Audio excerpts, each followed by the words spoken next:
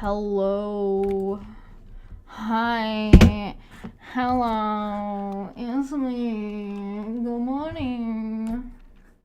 Happy whatever time it is for you on Thursday. I'm not going to be live tomorrow until like way later in the afternoon. I got some shit I got to do tomorrow, so don't expect to see me tomorrow. Apparently we're doing puppets now.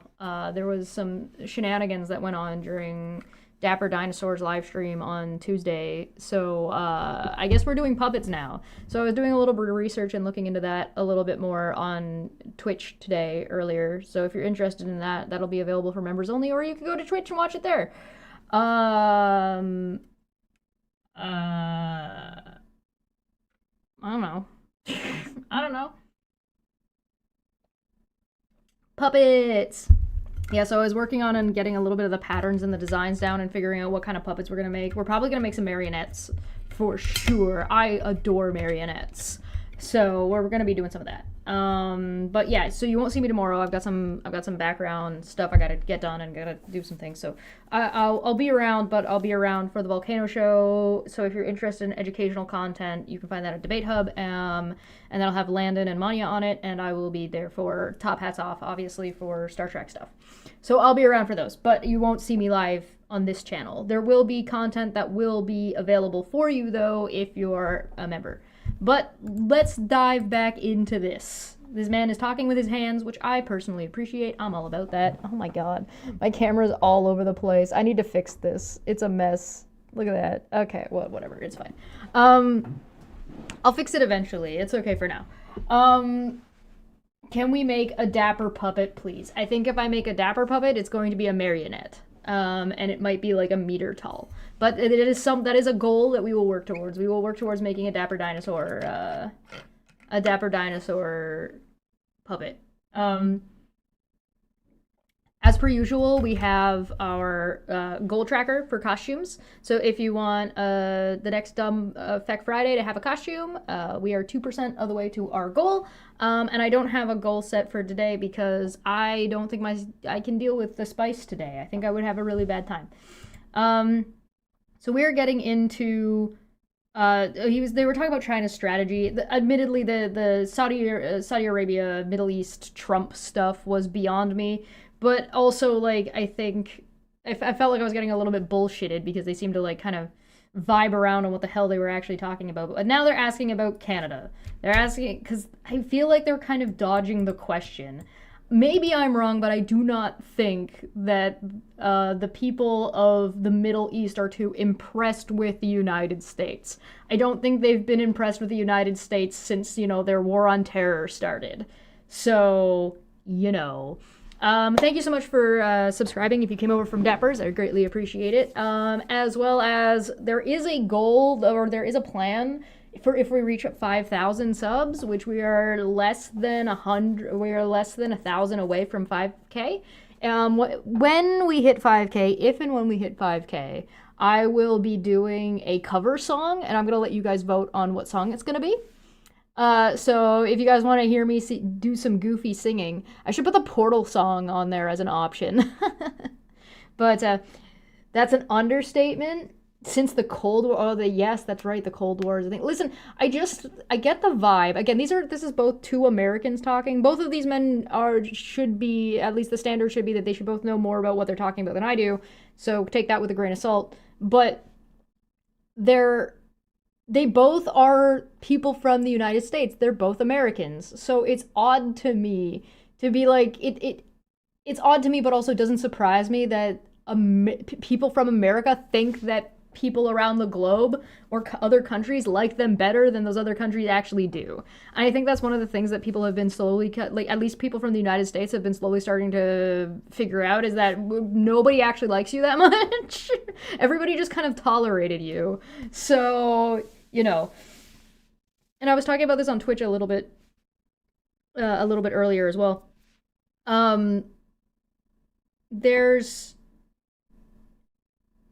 Well, I guess it doesn't matter. Maybe we'll talk about it later. Well, we'll get into it.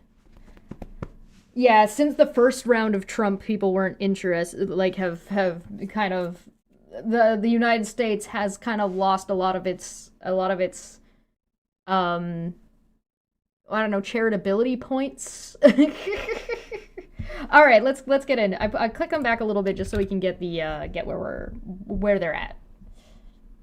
Software design or semiconductors into China. We're working on all of these countries to build alternate supply chains so that we don't rely on the Chinese. That's not de-risking. That's decoupling. That's where the Americans are going long term. But there's a recognition that for the next 1, 2, 3 years, you can't actually get that done. You can't execute on that strategy near term. You mentioned Mexico. We can sort of connect the dot up to Canada. What is the Trump? You mentioned Mexico, so we're gonna connect the dot up to Canada, bro. You don't need. It's just. That sounds funny to me. That sounds silly. Oh, but that's where we're at. This is our starting point. Okay, so I did part 1 already, so if you want to go check that out, you can. But this is part 2. Administration's bone to pick with Canada. What's the origin story here? Was it personality with Trudeau? I mean, was it just, again, back to impulse? Or is there a strategy? I mean, this issue of sovereignty, Denmark, we've written about. I mean, we were down in Panama for a while. Yeah. We'll get to Venezuela perhaps in a moment. To be fair, Canada has historically been dunking on people that Trump likes or says are good people and good leaders. For example, Putin. The short answer to this question is because Vladimir Putin doesn't like Canada, because Russia doesn't like Canada, because Canada has been going out of their way to just completely screw over Russia over and over and over again.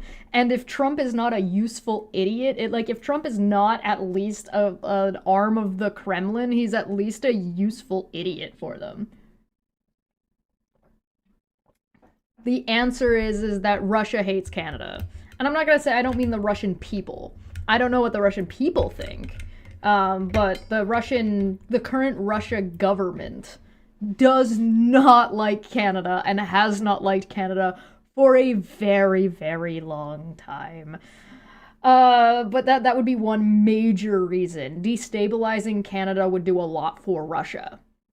If you want an example of this, a couple of months ago, besides Canada's involvement and support, massive support of Ukraine, a couple of months ago there was, you know how there's sanctions on Russia, like really strong sanctions on Russia?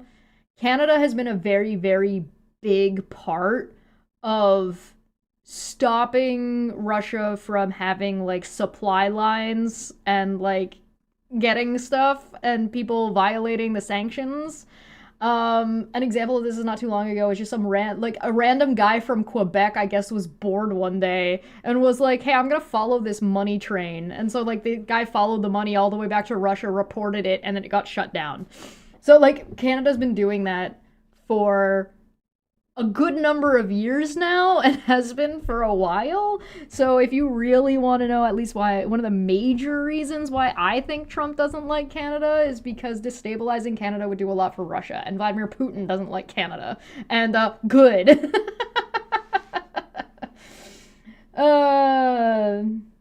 Yes, and Canada controls the Northwest Passage, which is a competitor to Russia's Northern Sea Route. Yes. Russia and Canada are probably stronger enemies than the United States and Russia, and but people don't really know because it's not as forward and as loud as the United States is about everything. So people don't notice us as much. With Maduro, but what is it? What is the bone to pick with Canada? Is there a strategy here? Is there a rationale? Well, given that the U.S.-Mexico-Canada agreement was, again, after the Abraham Accords, arguably the second biggest win of the first Trump administration. What? You would call the Kuzma deal a win for Trump? Why? Okay, so before he was saying this about the Abraham Accords, but I didn't really know anything about the Abraham Accords. So I don't have much to say on that, but I felt like I was getting bullshitted. And now you're gonna say that the first Trump administration's one of their biggest wins is fucking the Kuzma deal? They're in Canada in Kuzma, in Mexico it's Mexico first, so it's I don't know, it's something else. And then in the United States it's called the USMCA, I think. So I don't know if I would call that like, I feel like you're reaching, cuz I mean, I don't recall even thinking that that deal was a very good deal. In it definitely shifted some things around. It made things, from my understanding, made things a little bit more balanced, which would have been bad for the United States. Like the United States lost more on that deal than they gained. But the one of the biggest things I remember talking about at the time was copyright law change adjustments. So I don't know about that. I do remember Trump saying this was the greatest deal ever, and then coming back and being like, "This is the worst deal ever. I don't know who would sign this." So I don't know about this one, but I'm not sure. Yeah, Canada got hosed on the copyright law changes. Yeah, that's kind of, yeah. Yeah, I'm not sure. I'm not sure about this one, Jan. But go on. Negotiated Trump's agreement. own negotiated agreement. Yes. And that's why I say the second Trump term is so different from the first. It's much more like I'm much more powerful, and I am in a position where I can force you to accept asymmetric negotiations that benefit me to a greater degree.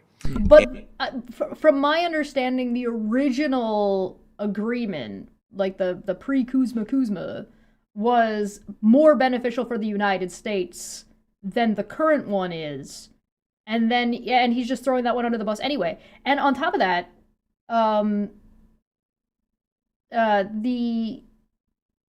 did they forget that Trump tried to do the tariff thing the first term? Like, he did that the first time?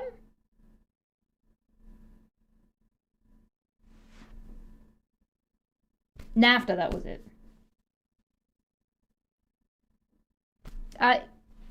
Do we just forget that that happened? And, yes, at the beginning, of course, it was Justin Trudeau and the fact that he really disliked him personally. And What? You're actually gonna blame Justin Trudeau for really? Really?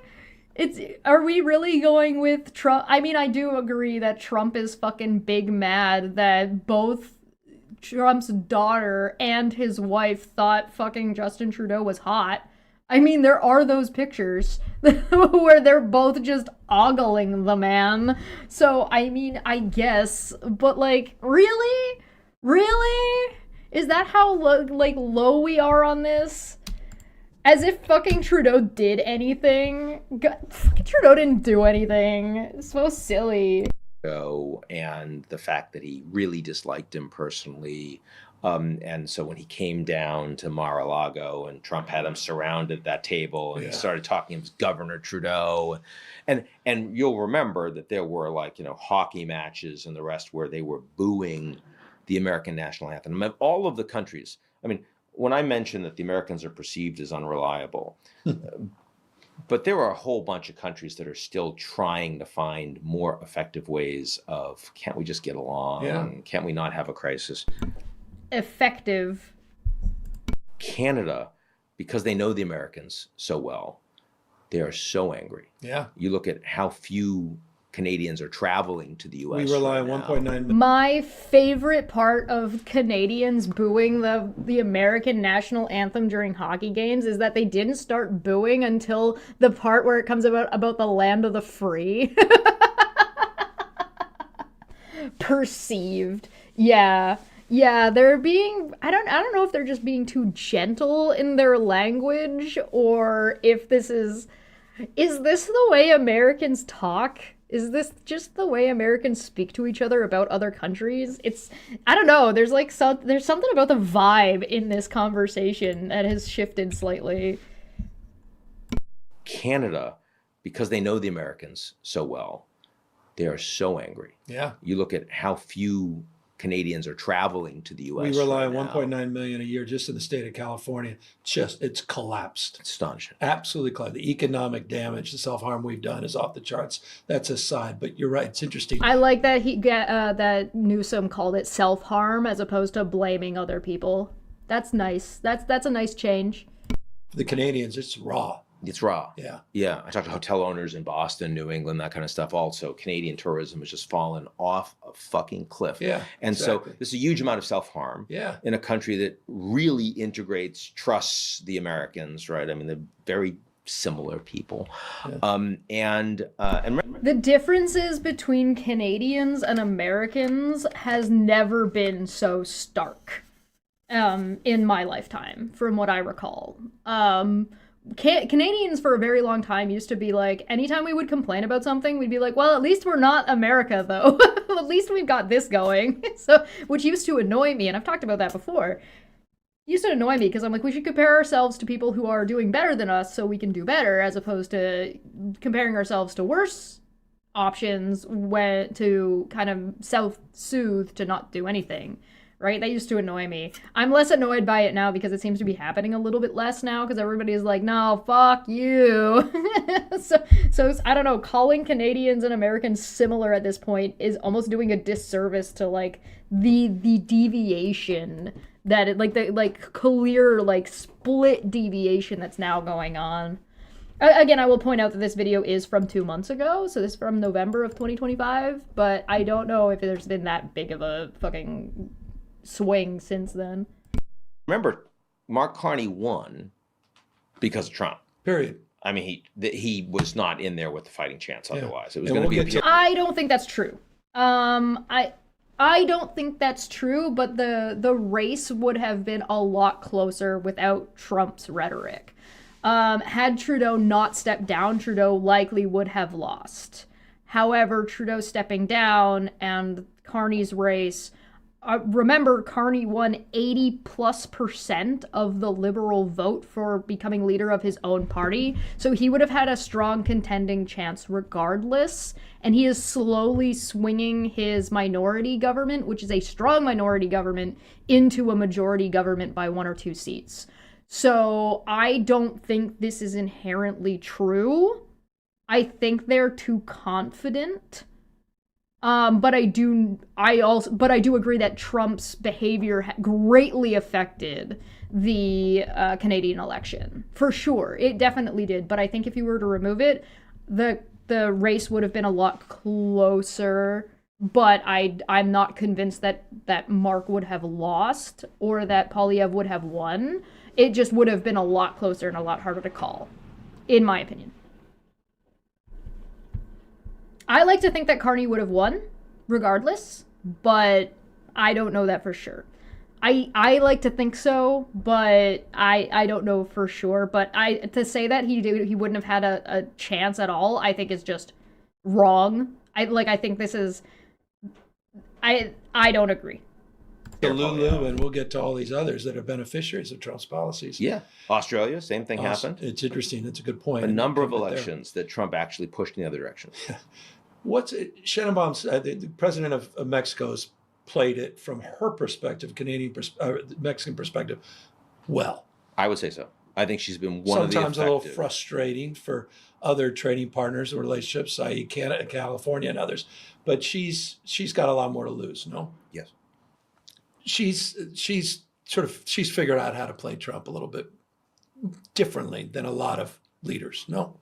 Yeah, I think that what's interesting, you're talking about a PhD, woman, environmental scientist, Berkeley grad. I mean, if she had been black and lesbian, I mean, you can't find me a demographic that's going to be more she's already Mexican. Doesn't that count enough? challenging for Trump to actually deal with, right?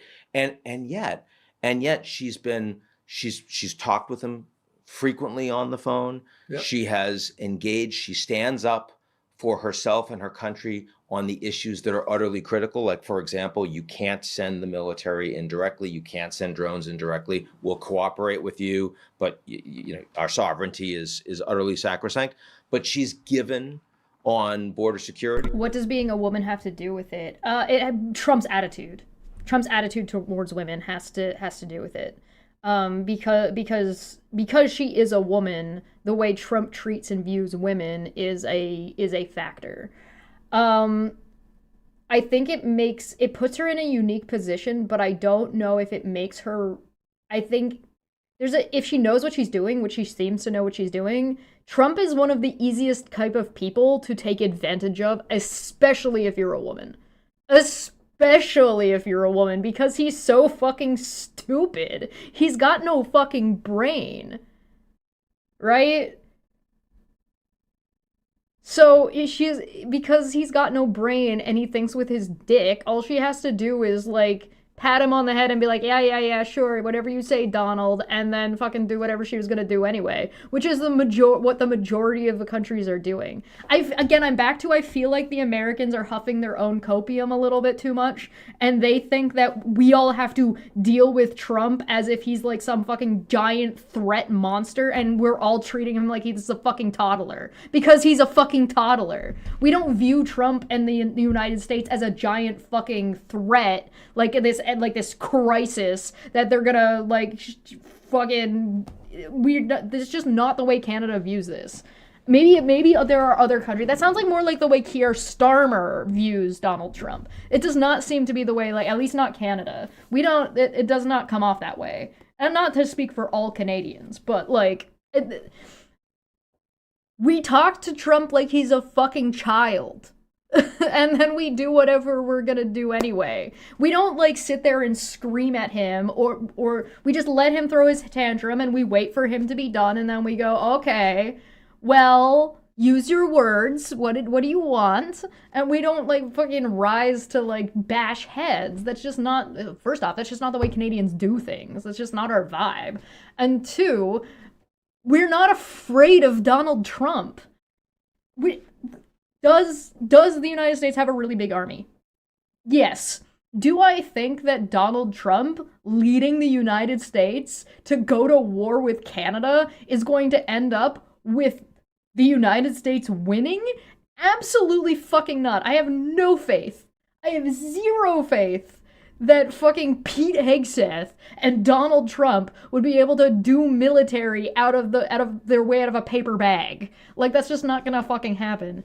Of course it would be devastating, and of course the United States would be able to invade Canada incredibly easily. But that's not the fucking problem. That's not the issue. The issue is supply lines. The issue is holding territory. The issue is not just getting your shit kicked in every fucking 20 minutes, which is horribly demoralizing. This is like you would lose the war at home before you lose the war abroad. Like, you're not winning this fight. Like, not in a million years does the United States win a war with Canada. Because it's not just Canada. It would be America versus literally everywhere else.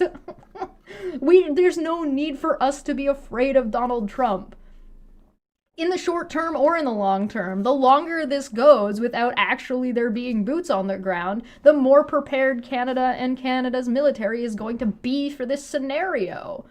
Like, we're already investing more money into it too. Like, we're not afraid of Donald Trump. And, like, these people people from the United States seem to think we're afraid of the Americans. We're not afraid of you. I don't know why you think we're afraid of you. I don't know. Right-handed Sith said the big problem is Canada inventing new war crimes. Like, do not pretend that we haven't been we haven't been, like, workshopping things, all right? All we have to do is make Canada this way signs that run all the way to the Alaskan border, and they would invade themselves. Yeah, we have no faith in you at all as an opponent. Like, you really think they're gonna come across the border and be able to read the French signage? Like, no. Yeah, the 14 F-35s. Like, maybe if America was, like, Donald Trump was only targeting Canada, then maybe that would be more scary, but they're trying to fight everybody all at once.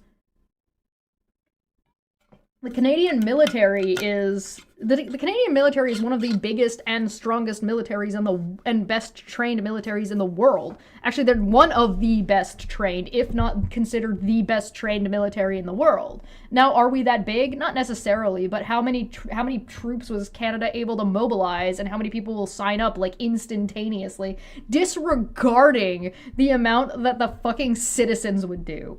You don't even want to be afraid of the fucking Canadian military. You want to be afraid of the Canadians living here.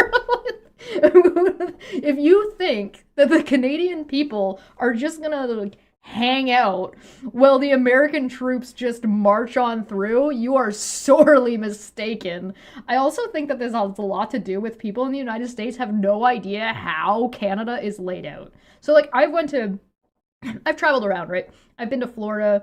I've spent some time looking at maps. I've been to Buffalo. I've been through Detroit.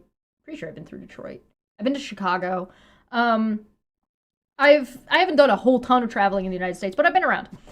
And one of the things that I've noticed in the United States is their major cities and even their smaller cities are very connected.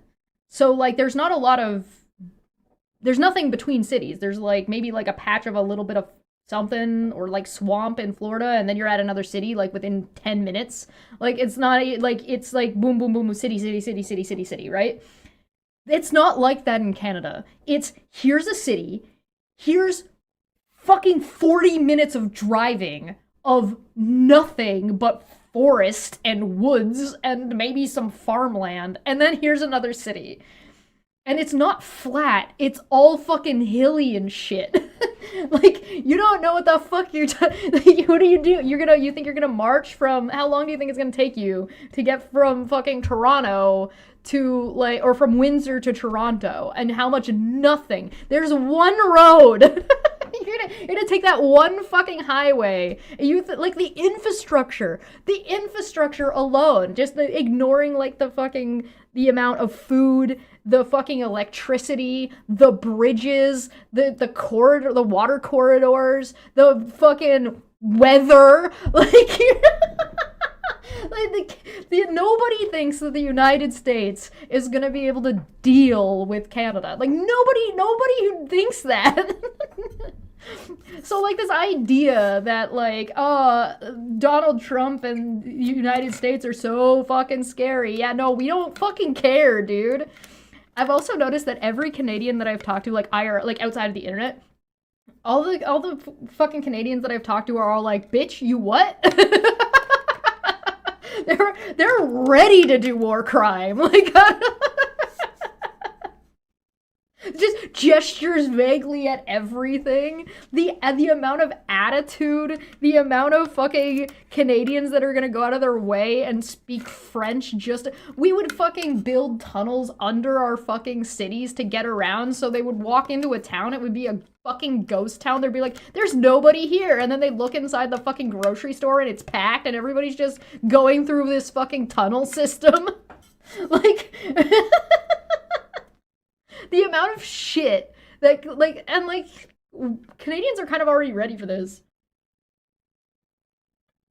And this doesn't even, like, include, like, the number of Americans that would be going out of their way to make all this shit more difficult for their own military.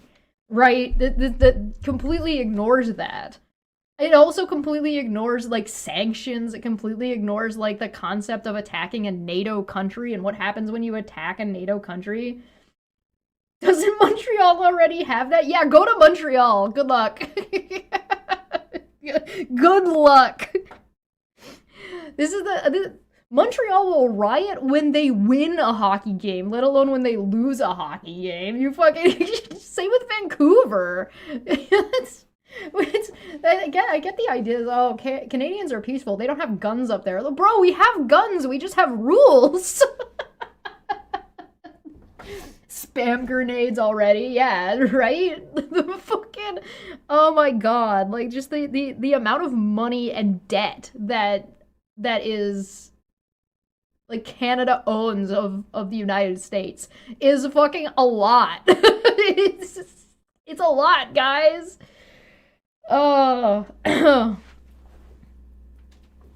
It's like you're not winning. Like this is not something. Alberta is no joke. Yeah, Alberta, Manitoba, Saskatchewan. Like Canada's fucking huge.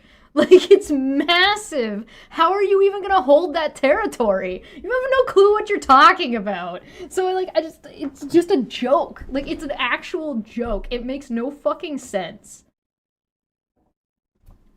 I've told my American friends about the way Canuck fans have rioted about hockey and they're like, oh my god, what the fuck? Yeah, no.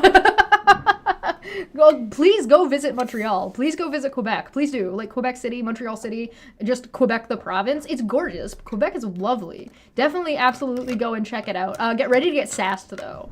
Be ready to be sassed. They will in fact sass you.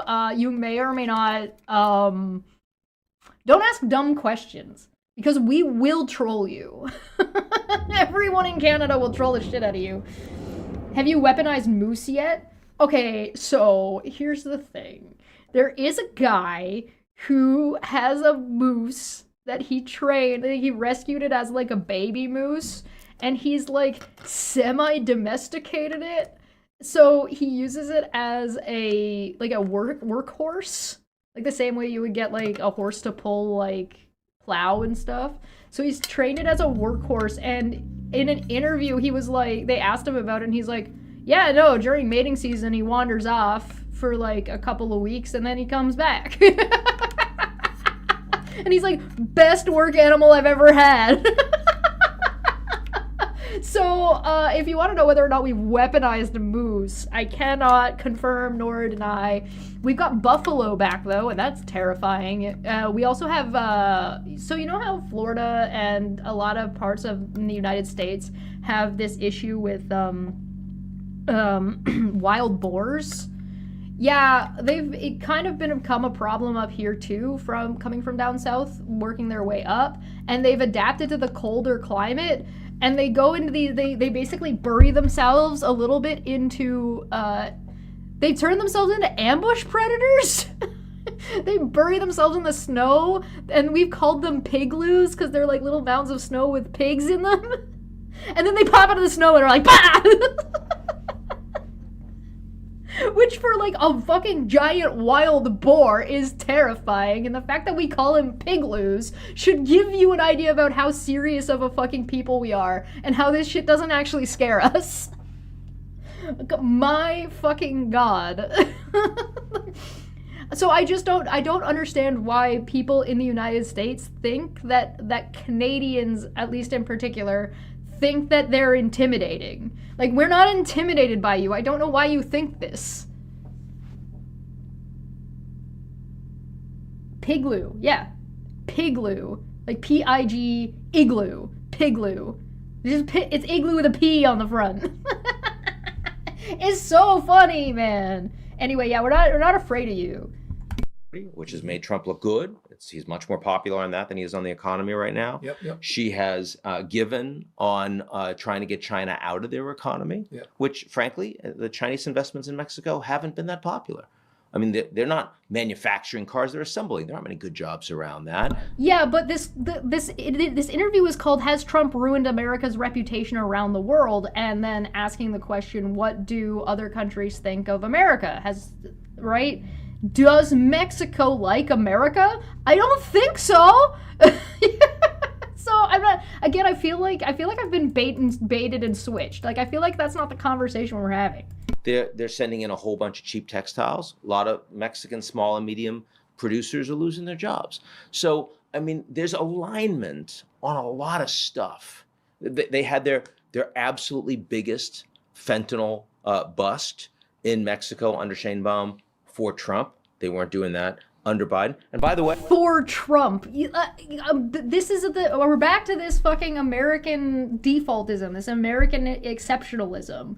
What makes you think she wasn't going to be cracking down on fentanyl in her own way, regardless of Donald Trump?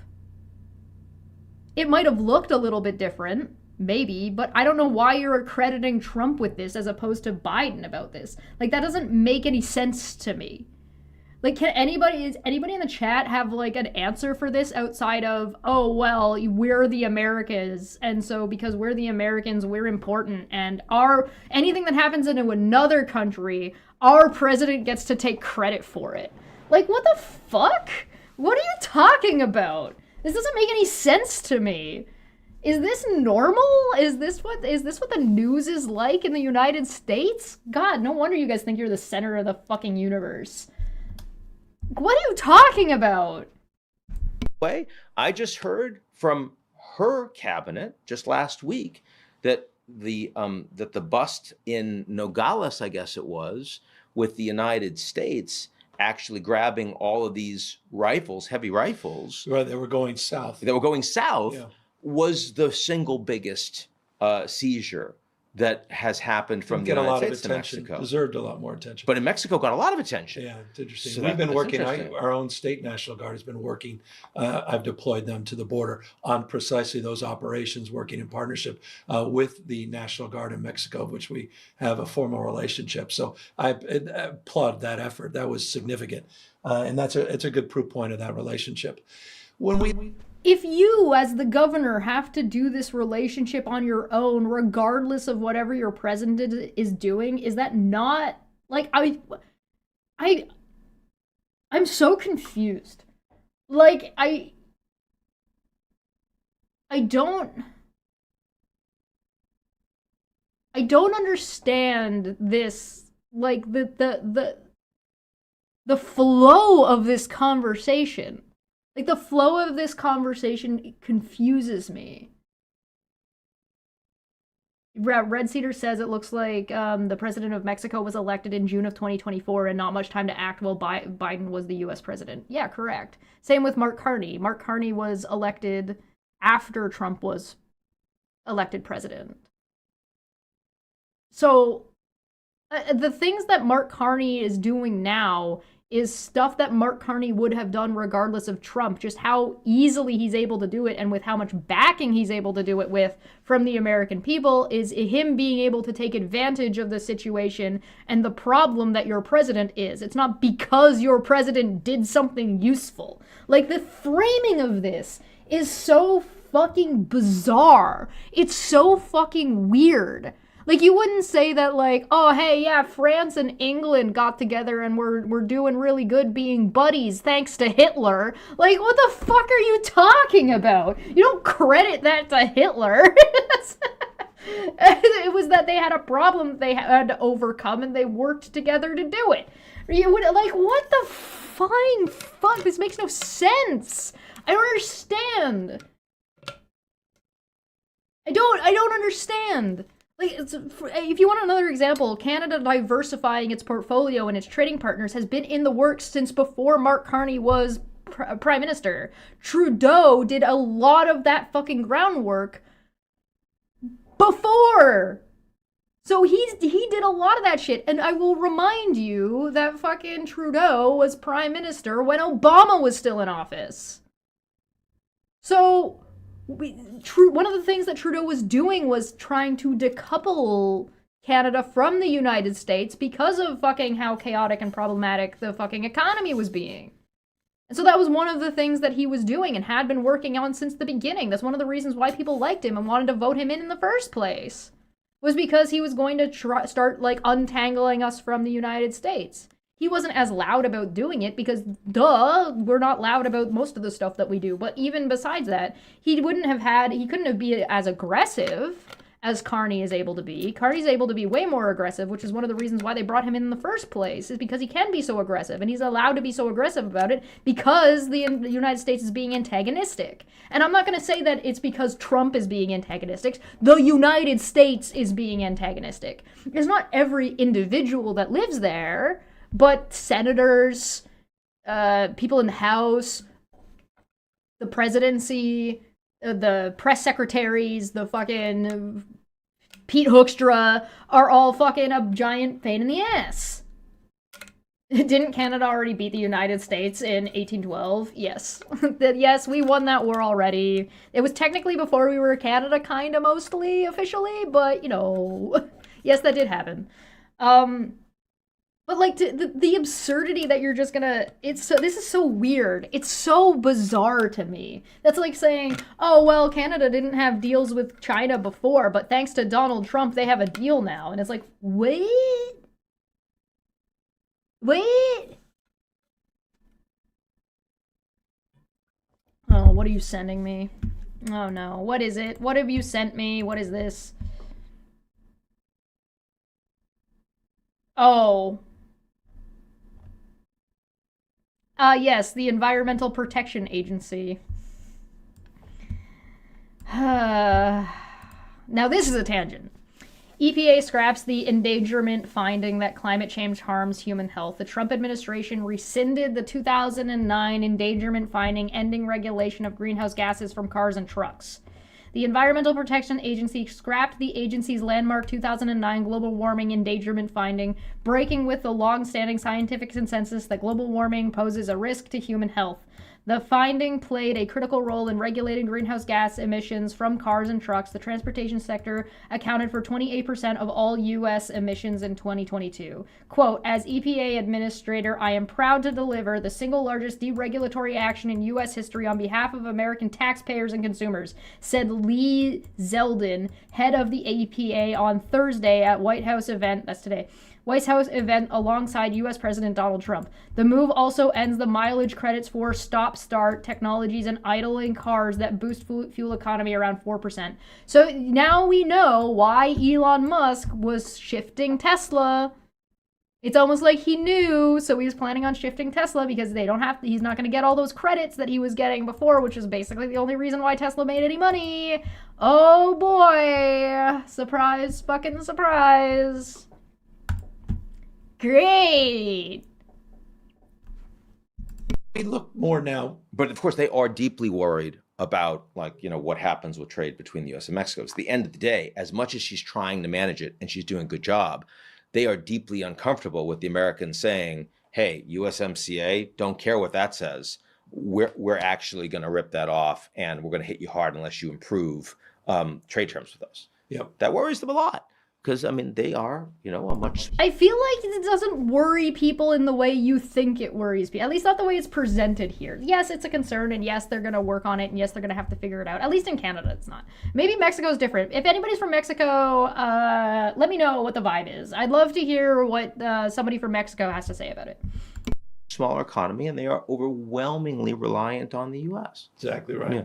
The issues of narco trafficking, et cetera, it's obviously raised. And when I was down at COP in Brazil, this was a question. I had a press conference, a few hundred reporters, and it was interesting how many. As a Canadian, when it comes to drug trade stuff, I feel like I'm obligated to inform everybody that the drugs in Canada come from the United States. A lot of the illegal drugs, particularly fentanyl and illegal arms, are coming up from our southern border from the United States. The United States is doing illegal fucking shit, shipping crime into our country. Many questions I got on this topic, not on topic meaning climate issues. Because they expect that the Americans are going to start bombing Venezuela any day. You got it. I mean, where did you? I mean, this was November 2025. I'm pretty sure that they had already bombed the boat by that point, haven't they? People are speculating. It's a little bit of wag the dog. There's a lot of distrust about the administration, particularly at the time Epstein files and everything else going on, everything that arguably is going wrong. Trump's had a difficult few weeks, and I would argue a few months, but notably the last few weeks. What do you make of what's going on with these strikes on these boats? What do you make of? Is this a strategy to take out Maduro? Is it a strategy to create anxiety for their regime of sorts, for folks down in that region more broadly, beyond? It clearly isn't just a strategy to take out these boats, because the expense and the amount of material that the Americans presently have arrayed off the coast is radically beyond what you would need for that, right? They just put an aircraft carrier down there. That's right. Yeah. The strike group. Yeah.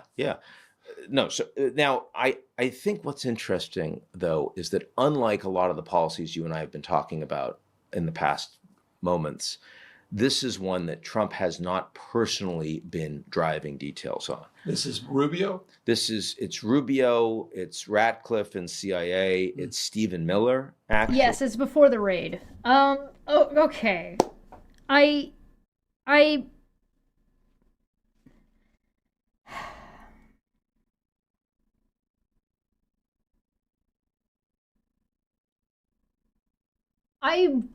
don't know how comfortable I am with how much both of these men have avoided using the term illegal. You can't just violate Kuzma. You can't just fucking throw tariffs around. You can't just fucking bomb just bomb people out in the ocean. It's illegal. This is illegal activity. You can't just abduct another country's fucking leader and just expect nothing to happen or to talk about it and treat it like it's fucking normal. It's not just that, oh, they're using a whole lot of expense to do something that they don't need to do. They murdered those people in cold blood and did war crime. And I specifically say war crime is because you fucking blew up the boat and then went and shot at the survivors to make sure there were no survivors.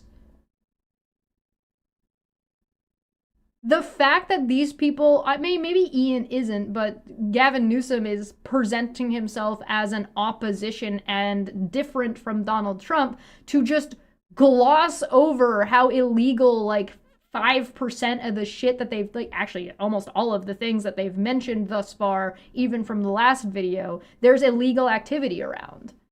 So to not call it as such is, this seems so soft. Does this seem soft to anybody else? Does it seem like a limp noodle? This seems like a limp noodle to me. It seems like a limp noodle. They talk about flying drones over into Mexico. Yeah, that's illegal. You can't just violate terms like that. This all seems very soft. And but I don't know why. Why? Are you afraid of Donald Trump and you're projecting? Is that why they think all of these other countries are afraid of Donald Trump? Is because they are afraid of Donald Trump? Immediately, it makes more sense for you to be more afraid of him. You're in his country. You're there. So it kind of makes more sense for you to be more freaked out by it, I guess. Is that just me? Maybe that's the thing that's been confusing me so much. It's I feel like we're not getting to the crux of the question. Do the people in Venezuela like the United States? I don't know, do they? Why or why not? I think Newsom is trying to position himself as a normal alternative versus Trump. I think so too, but you think normal would be hey, that's illegal. That would be normal. Maybe that's more normal. Maybe this is more. Is this more normal for Americans? Is this type of language and this? Because I thought Americans are so aggressive all the time. All the time! They're so fucking aggressive, but then, it comes to talking about their own shit, and they're suddenly they're all fucking meek about it. What is the deal? What is the deal? Alright, I'm gonna take a quick break. I'll be right back. Jeezums.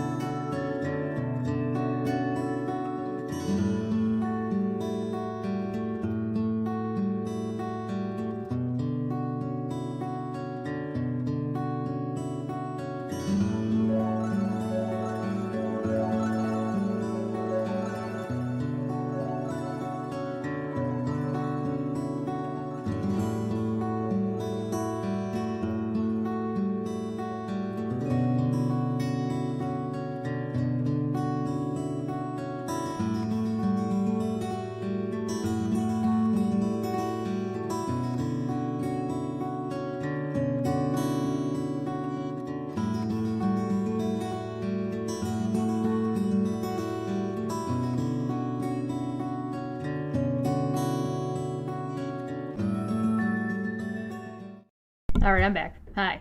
Welcome back. Bro. What the fuck? I just don't... Newsom has always gone far too soft on Trump, you think? I don't know, man. I don't get it. I also don't know what's the value of being so soft on somebody who's so problematic. Not getting arrested, maybe? I don't know. As well. And they've really been pushing pretty hard to nothing is going to be worse than the Maduro regime right now. There are several reasons. It is cocaine export coming into the United States. It is oil going illegally to Cuba and then on to China. It is ideological that you've got Venezuela, you've got Nicaragua, you've got Cuba, these revolutionary leftist regimes, where otherwise in the region, most of these countries are turning towards the United States and towards the right. And so there's a whole bunch of things happening at the same time. And it's also a little bit of, hey, we were successful with Iran. You know, all we need to do. Were you successful with Iran? Are we sure? Are we really? Is that what the United States is telling its people? The United States telling its people that they were successful with Iran? I'm asking chat. Guys. Alright. Guys. Was the US successful with Iran? I feel like the word successful is doing a lot of fucking heavy lifting right now. Like, are we really gonna pretend that this isn't about oil? Are we really gonna pretend that this isn't just authoritarian, give us your shit? America didn't show up to the NATO meeting this week. Yeah, of course they didn't. I really don't think the people in the United States understand that we've all kind of already moved on and we don't really care. But by saying that, I don't mean like it's not a big deal, and by saying that, I don't mean it's not like problematic and that there's things to be done. But I think everybody's kind of already acknowledged that the United States is deciding to go and do its own thing. So all the other countries have already been discussing for the last year what they're doing and what the plan is.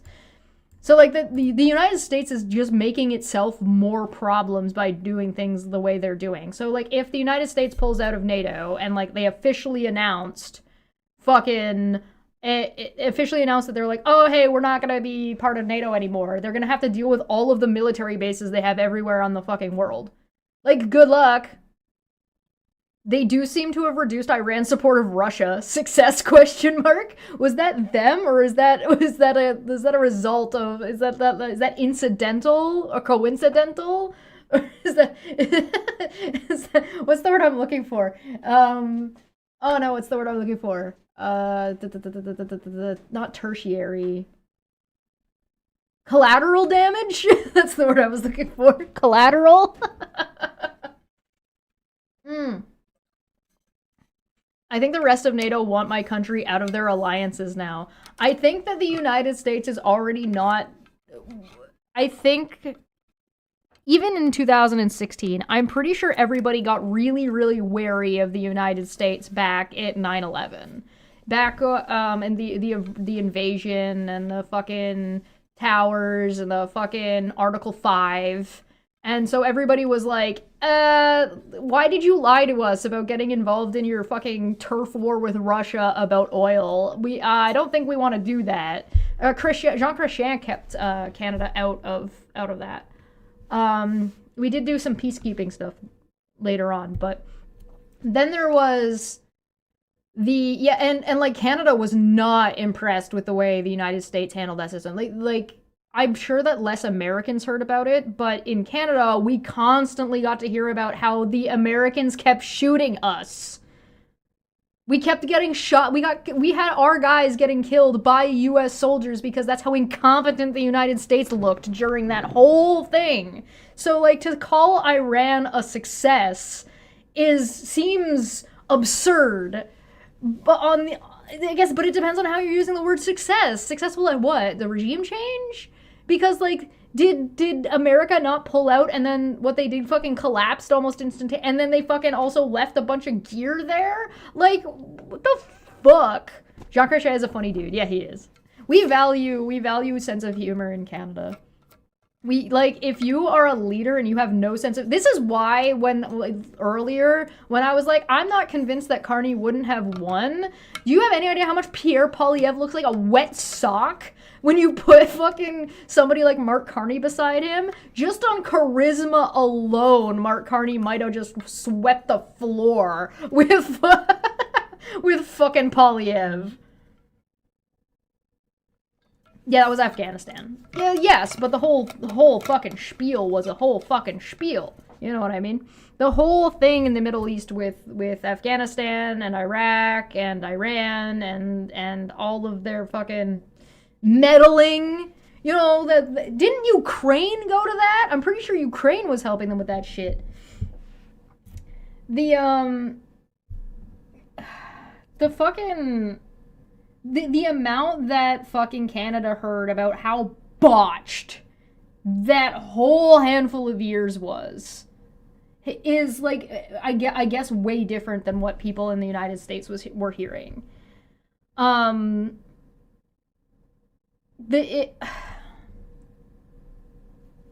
don't know.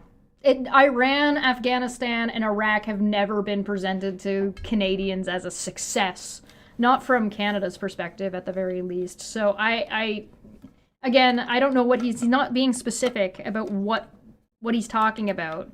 Just saying you're successful with Iran doesn't really tell me much contextually about what part you mean. So maybe America did have some kind of successful... I know they had successful missions. I like said Saddam Hussein isn't in charge of shit anymore, right? So, like, that's a success, right? The Americans only get to hear the hero stories, which is why you get movies like American Sniper. Oh, yeah. The Netherlands and the UK have had their fair share of friendly fire from US forces. Oh, absolutely. The United States is really fucking bad at this. Like, they're really not good at this shit, man. I don't know.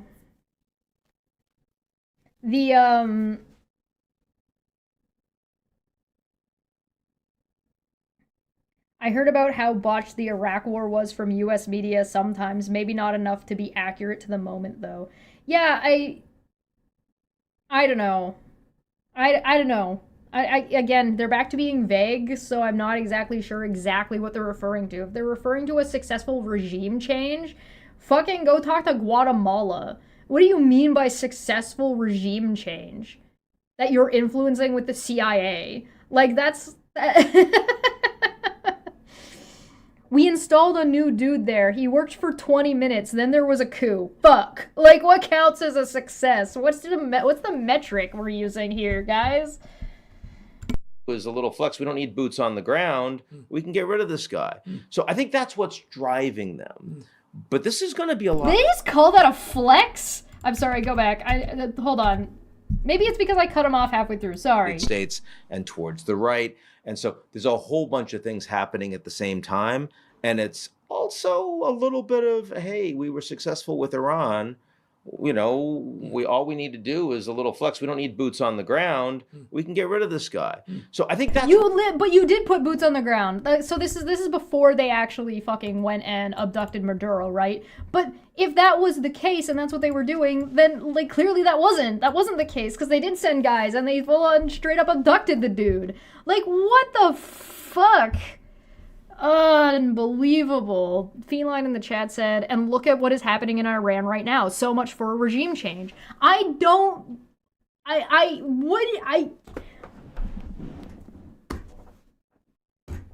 This is supposed to be a video about how the rest of the world is viewing America and Donald Trump. Listening to... I don't mean to be rude, but this just sounds like two dudes trying to toot the horn of America from the Americans' perspective without actually taking into account what those other countries think and what their populaces feel, which is what they're supposed to be talking about according to the fucking video. So, like, Why are we here? Are we here to just listen to Americans huff copium? Are we just here to listen to be like, oh yeah, we're America, we're strong, look, we can just do a regime change wherever we want, this because we say so. Like, this, what is this? This feels like dick stroking to me. Like, I don't fucking... What are you trying to do with this video, guys? What are you trying to get across? I don't understand. What's driving them. But this is going to be a lot harder because, you know, you are at the end of the day talking about wanting Maduro out and what replaces him and how that gets done and who's responsible for that. I mean, chaos is a real option here, and chaos can easily be worse than the devil you know, as we've seen in Libya, as we've seen in Iraq. And I would hate to see that kind of quagmire. As you're seeing in the United States? Like, the United States' last chance to turn this around from, like, an economic standpoint was Biden's economy. And you're driving into the fucking ground. It's so... I don't understand... You know what this sounds like? This sounds like two people trying to talk about the United States as the United States was in, like, 2011. But we're in 2026. Like, they're talking about things as if there hasn't been, like, radical change in the last 5 years. Maybe seven, even the last decade. Like, this sounds like they're talking about this as if it's normal and as if any of the procedures are normal or as if any of the way that the United States is handling this is like the way they would have handled it in X, Y, or Z time. They're trying to make this sound like it's fucking normal, and as if the rest of the world is viewing the United States as if the United States is being normal, and, like, the United States is being definitively not normal. But they already acknowledged that at the beginning. They're like, the United States is becoming unstable and unreliable, and everybody went, becoming? What do you mean? We thought that in 2016, if not earlier. Yeah, say Tom's got it, and Red Cedar's got it. Tom says, don't worry, Chesh. Once Trump is gone, we can go back to normal and forget that anything happened. And Red Cedar says, sane washing. Yeah, I feel like this feels like brainwashing to me. This feels like cope. This feels like, don't worry, everybody. Everything's gonna be, praise the hypnotoad. Everything's fine. It's, like, totally reasonable what's going on, what's happened. Like, they just breezed past the fucking boat murder. What the fuck? What the actual fuck? Is this like... Again, I'm watching a YouTube channel from fucking, like, Gavin Newsom, so, like, that's coming with whatever grain of salt and baggage it's coming with, but, like, does your news look like this too? Like, if I flick on MSNBC, am I gonna see fucking somebody being like, yeah, so anyway, blah, blah, blah, like the same, am I gonna see the same type of language? Am I gonna see the same rhetoric of this just trying to act like this is fucking normal? These people don't even sound like they want anything to change. They sound like this is business as usual with, like, a hiccup. Like, Trump's just a hiccup.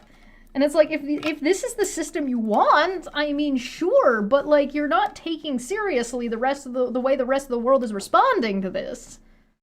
Especially in a video about how the rest of the world is responding to this. And this is I'm back to this fucking American central brain, like that America is the center of the world and there's nothing but not America. So they come onto a video to talk about how the rest of the world views America, and all they're talking about is fucking what America thinks.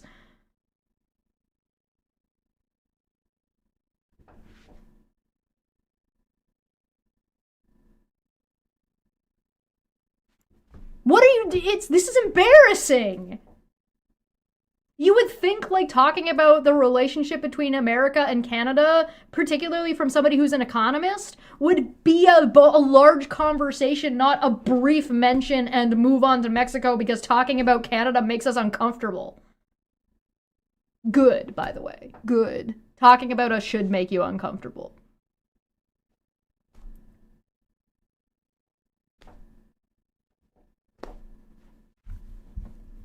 on America's shoulders. Again, as much as I find Maduro utterly despicable and want to see this guy out of power. It's interesting. So what's your over under? Just in terms of your assessment. Yeah, just because you dislike something doesn't mean it's your job to go and change it necessarily. It might not be any of your business. And there's only so much you can do. I'm back to this as a Canadianism. We're not gonna run around and tell other people fucking how to fucking do shit necessarily. Yeah, we can speed the video up. Of risk in terms of them escalating. It's clearly they've escalated significantly in the last week or so. But what do you anticipate in the next few months, in terms of any additional activities? I would say close to 100% that there will be direct U.S. military strikes against targets in Venezuela. Yes. Now, that is not necessarily regime. He was correct. Change. Yeah. I would be stunned if they don't. Stunned.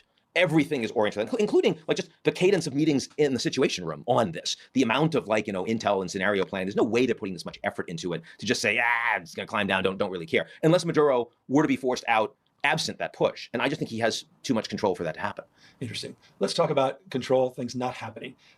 Clearly, the Trump administration overpromised significantly in terms of controlling the agenda for peace deal with Putin and Ukraine. What do you make? I imagine we all came in with some hope and expectation that we can turn the page, that maybe the power personality, the relationships between the two leaders. Really? Did you? Is that true, Americans that are watching? Did you guys actually think that Donald Trump was gonna fucking have anything to do with an agreement between fucking peace talks between Putin and fucking Zelensky? Really? Did you actually have... Really? I didn't think that. Then again, I've also thought Donald Trump has been fucking working with Russia since, we all knew he was working with Russia. You know who's fucking weird that I haven't heard about in a long time and I need to hear about? Because I haven't heard about him in a long time and it makes me fucking curious. Jared Kushner. What the fuck is that guy up to? Because, the lack of Jared Kushner and what he was supposed to be working on during the first Trump administration is sussy as fuck, dude. Leaders that could be persuaded. Where do you think we are right now? Was the bilat up in Alaska a complete abject failure? Yes. So where are we right now? Trump really did think that his relationship with Putin was going to make a difference. I think he came to that honestly. He saw that Biden did not treat Putin as an equal leader at all. Remember, the whole thing was autocrats and Democrats, and he wasn't going to pick up the phone to talk with Putin. He certainly wasn't going to invite him to a bilateral summit. Trump was willing to do all of that. And in fact, that first phone call he had with Putin, it was a 2-hour phone call. He didn't even coordinate. Was that a good thing or a bad thing, though? Do you think that Trump being willing to do that is a good thing or a bad thing?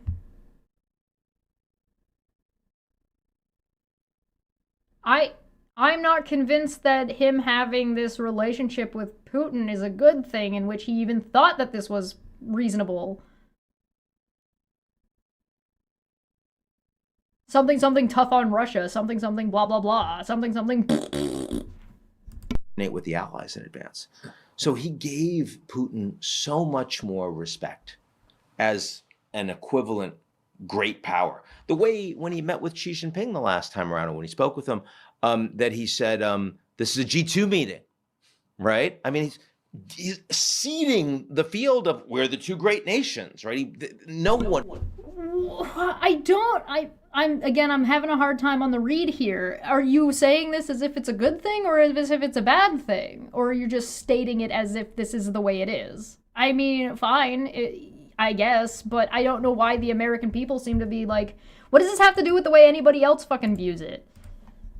No other American president would do that. Right. And so between that and saying that he would end the sanctions and he would no longer... Yes, it is very unusual for an American president, freedom and democracy, America, being like, wow, I sure do really like these dictators and these authoritarians. Oh, gosh darn. Again, why are you trying to make this sound normal? I don't understand. And so between that and saying that he would end the sanctions and he would no longer freeze the assets and they could work together on arms control and up in the Arctic and critical mineral exploitation, there was a lot that was being offered. And Trump had already showed through the Ukrainians that he was willing to really pressure Ukraine to accept a ceasefire with no preconditions. which again Biden didn't do. Nope. I mean, Biden. Again, the cadence with this is so odd to me. Like, the way this information is being delivered sounds so foreign almost to, like, the way this situation is viewed.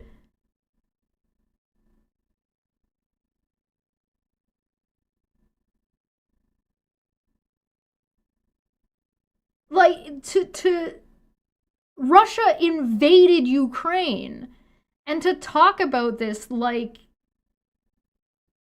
this is in violation of the agreement that the United States gave to the guarantee that the United States gave to Ukraine that they would help if Russia did anything.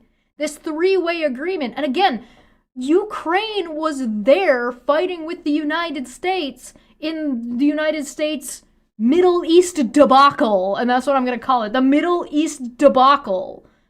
Like, what are we talking about?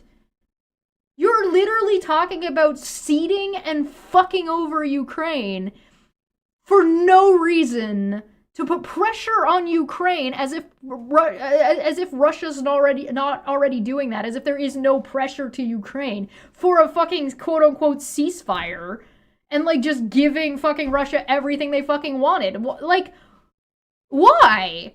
What? This is November. This is where Trump had already, like, stopped giving information to Ukraine on and off, and stopped providing arms on and off, and, like, fucking embarrassed the shit out of himself with Zelensky. Oh, you're wearing a suit, blah, blah, blah, blah, blah. About setting up multiple fucking times to have peace talks with Zelensky and Vladimir Putin just fucking snuffing them. So why wouldn't, like, you're sitting here being like, wow, Trump was willing to suck Vladimir Putin's dick. Biden wasn't willing to do that. What are you talking about? What the fuck are you talking about? I can't, this is baffling to me. Am I crazy? Have I lost my mind? This is a war. I think the odds that there would have been a ceasefire already if Harris won, I think that we would have a better chance of there being a ceasefire if anybody but Donald Trump was the president. Because then you would have a united front. Right? As opposed to America going out of its way to destabilize literally fucking everybody, both from an economic and from a military standpoint. Donald Trump showed up and started trying to fucking actually destabilize everybody's economy. Specifically targeting Canada initially and then expanding that further. The point was to destabilize everybody. Who benefits from everybody being destabilized by the United States? Russia. Why? Because everybody and their mother was like, hey, fuck you, Russia.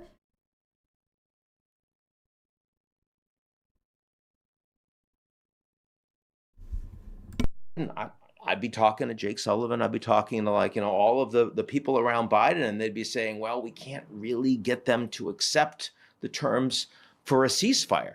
Like, the Europeans are having a hard time with it. It's hard to bring up. Trump went directly to the source, got that done. But what done? He didn't get dick shit done. What the fuck are you talking? You know what he got done? He got fucking Ukrainians killed. That's what he fucking did. He's making Ukraine suffer harder. You were in an agreement with Ukraine that you reneged on, you asshole. Now I'm angry. What the fuck did he get done? Are you fucking talking about? Are you fucking serious? I'm supposed to take you fucking people seriously? This is the best you fucking got?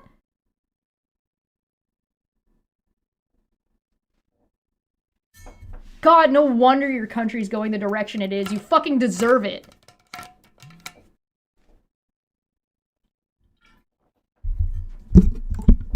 Putin was absolutely uninterested in moving an inch on a ceasefire.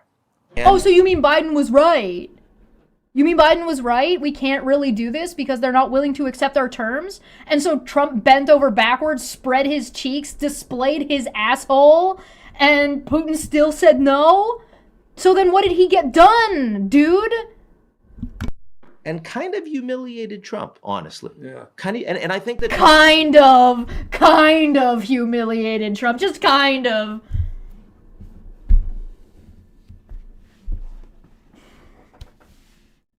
Unreal. Unbelievable. has taken it personally. Even though he clearly doesn't want to escalate against Russia, he now has put himself in a position where he is escalating against Russia. He is directly permissioning missiles that the Americans have provided to Ukraine and allowing them to take it out of the box. In other words, going far deeper in terms of their strikes with U.S. intelligence on targeting, taking out Russian energy capabilities. And that's why oil prices have been started to push up in the high 60s. What? Hold on. Is the United States buying oil from Russia?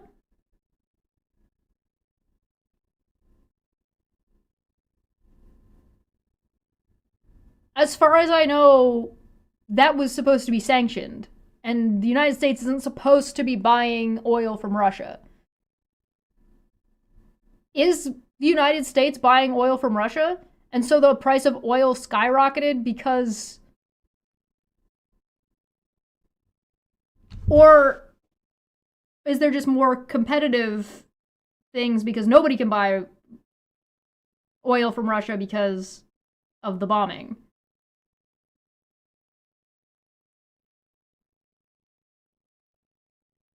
Supposedly Russia TV keeps trolling Trump. Yeah, that's a thing.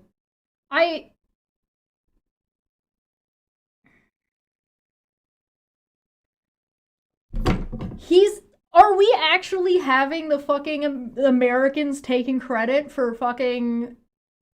Is that what's happening? They're trying to have their cake and eat it too? They want to get credit for Ukraine's success against Russia, while also saying that they're the ones that are responsible for any kind of ceasefire? I feel like we're back to American exceptionalism. Oh, it's American targeting intelligence. Oh, it's American things that we gave them. Oh, it's American this and American that. I'm not so sure, guys. I'm not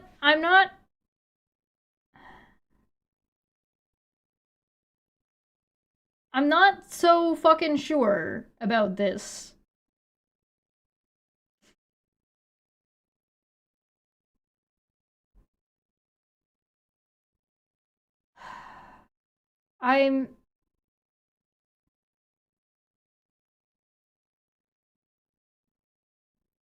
To bring up one thing and not the other, to me, seems problematic.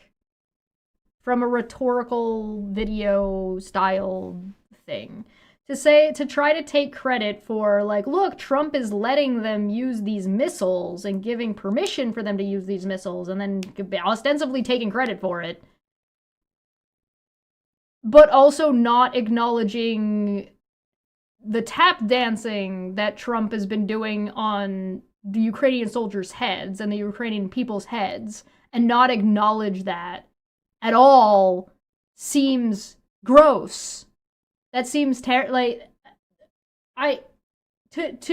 claim that this one thing had so large of an impact and ignore all the other shit that has had really bad impacts and gotten a lot of people fucking killed is it. Also, what the fuck does this have to do with the question? Do the Ukrainians like the United States right now? That's the question. Do the Russian citizens like the United States right now? Does anybody like the United States right now? Is there any... Hello? Anybody? Is there anybody out there who likes the United States right now? And might go to 70. Wouldn't shock me in that environment. Trump also on Lukoil, on Rosneft, telling the Indians, I'm willing to give you a trade deal. But part of that is you stop buying that oil from Russia. Biden was willing to allow them to buy that oil from Russia. So, I mean, I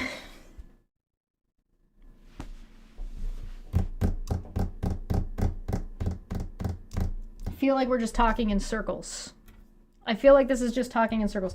Mr. President for 5, thank you so much. I like the Greenland version of MAGA, Make America Go Away. Yeah, that's pretty good. This is the year of our Lord fucking 2026 at this point. This video is from 2 months ago.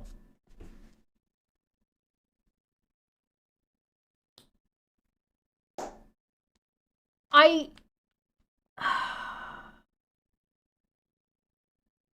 feel like, is this why the fucking people in the United States don't vote for Democrats? Is this why people in the is this what the Democratic Party in the United States is like? Is like listening to them is like this? Because I feel like they're running nowhere fast. That's what it feels like. It feels like they're just spinning their wheels and they're not coming to any kind of proper conclusion. And I don't know why. Like, I feel like you're just throwing non sequiturs at me and then expecting me to draw some kind of fucking conclusion. For all of the talk about how Trump has been some kind of a Russian asset. Mm-hmm. What do you mean for all of the talk that he's supposed to be some kind of a Russian asset? The fucking social media fucking Russian influence that has already been determined that's all fucking pro-Trump. The fucking Mar-a-Lago deal that definitively we know went down during his fucking run for president the first time. Like, what do you mean? Stop. I feel like this is driving me more crazy because I know enough to know I'm being bullshitted. How are people who don't have information because I get information from not just my own country, right? I get information from other people's countries. And so I get like vibes from what's going on in the EU, and I get vibes from what's going on in Australia, and what's going on in New Zealand, and what's going on in India, and what's going on in Canada, and what's going on in Greenland, and what's going on in Denmark. How are you, as an American, or as an American Democrat, supposed to watch this and think anything or glean anything from this? This sounds like just fucking nothing. This sounds like a circle jerk going nowhere fast.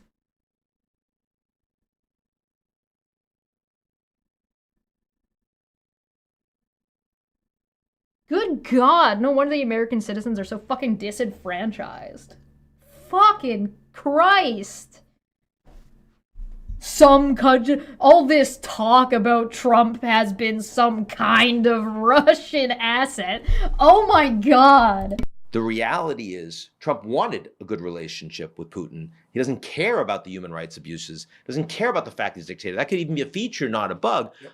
But now that Trump has humiliated him, not given him what he wants, Trump's pretty angry. And Trump humiliated Putin? I don't think that's what happened. That might not be what he meant to say. I think he meant to say that now that Trump's been humiliated by Putin, because that was what he was saying earlier. I just think he flubbed that.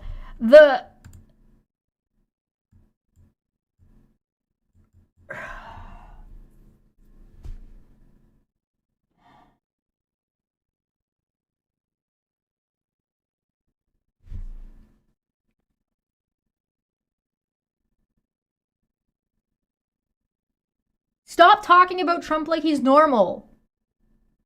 Stop treating him like a normal fucking person. He is a toddler. You need to start talking about him like he's a fucking toddler. Because that's what he fucking is. These are two men who should be intelligent enough to handle this. We've got a world-renowned economist and the governor of a state who's been considerably successful, at least in his own state. These people fucking know better. Stop!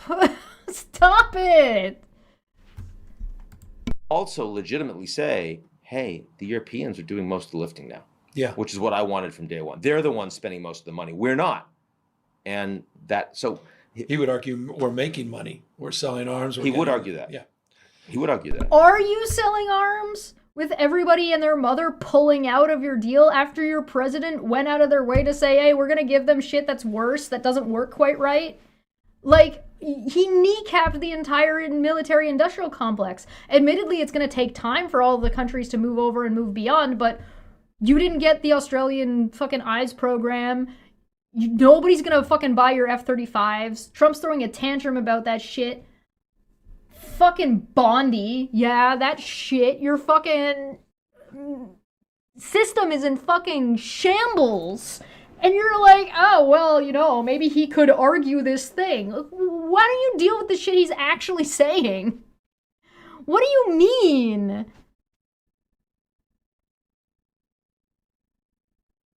The CBC yesterday, the Canadian F-35 buy is back on. Yeah, I don't know about that one. I know that there is like an amount to be bought that has already been bought and haven't been delivered yet, so there's that, but we'll see. The rollover is going to take time. The F-35 deal being midway through is problematic, but not the end of the world. Regardless,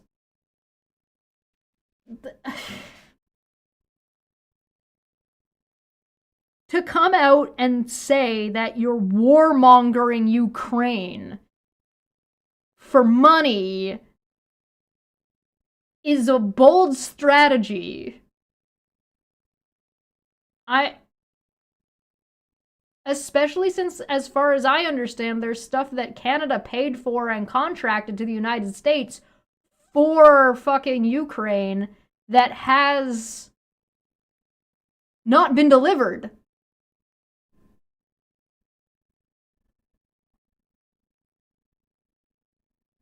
Canada discreetly puts money down on 14 additional F-35s. Yeah, I'll have to look into it a little bit more to talk about it more later, but we'll see. Newsom is not much of a journalist. Yeah, no shit. Maybe Gavin Newsom needs to get the fuck back in his lane, because this is not his forte, and if he wants to be a journalist, then go and be a journalist. What are we doing here? What are we doing?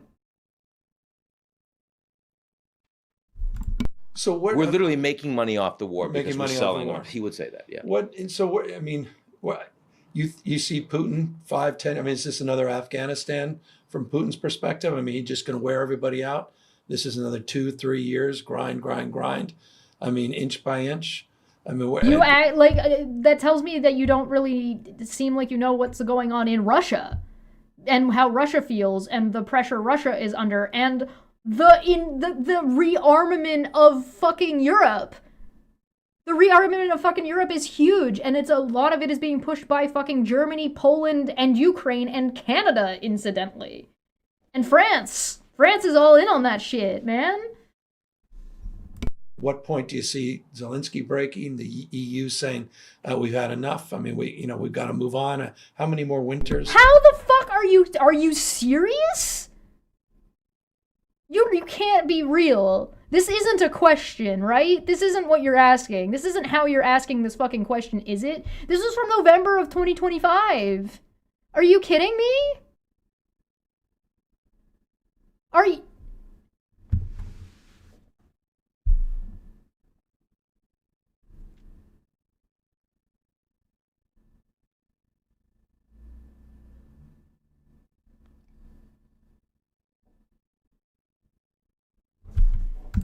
Are people going to suffer? How many more tens of thousands of lives are going to be lost? So, Gavin, we've been coming up now on almost 4 years of war, and after the first few months, it's been, it hasn't moved a hell of a lot. I feel like we've been Are you also going to acknowledge that this war was supposed to take 3 days? What's happening in Ukraine and Russia is very similar to what would happen if the United States tried to invade Canada. Into a false sense of stability in this war. I don't think, if God forbid we have another 2-3 years of the war, which is wholly plausible, I don't think it's going to stay the same the way it has. Meaning it's going to significantly escalate. I fear that it's going to escalate for a few different reasons.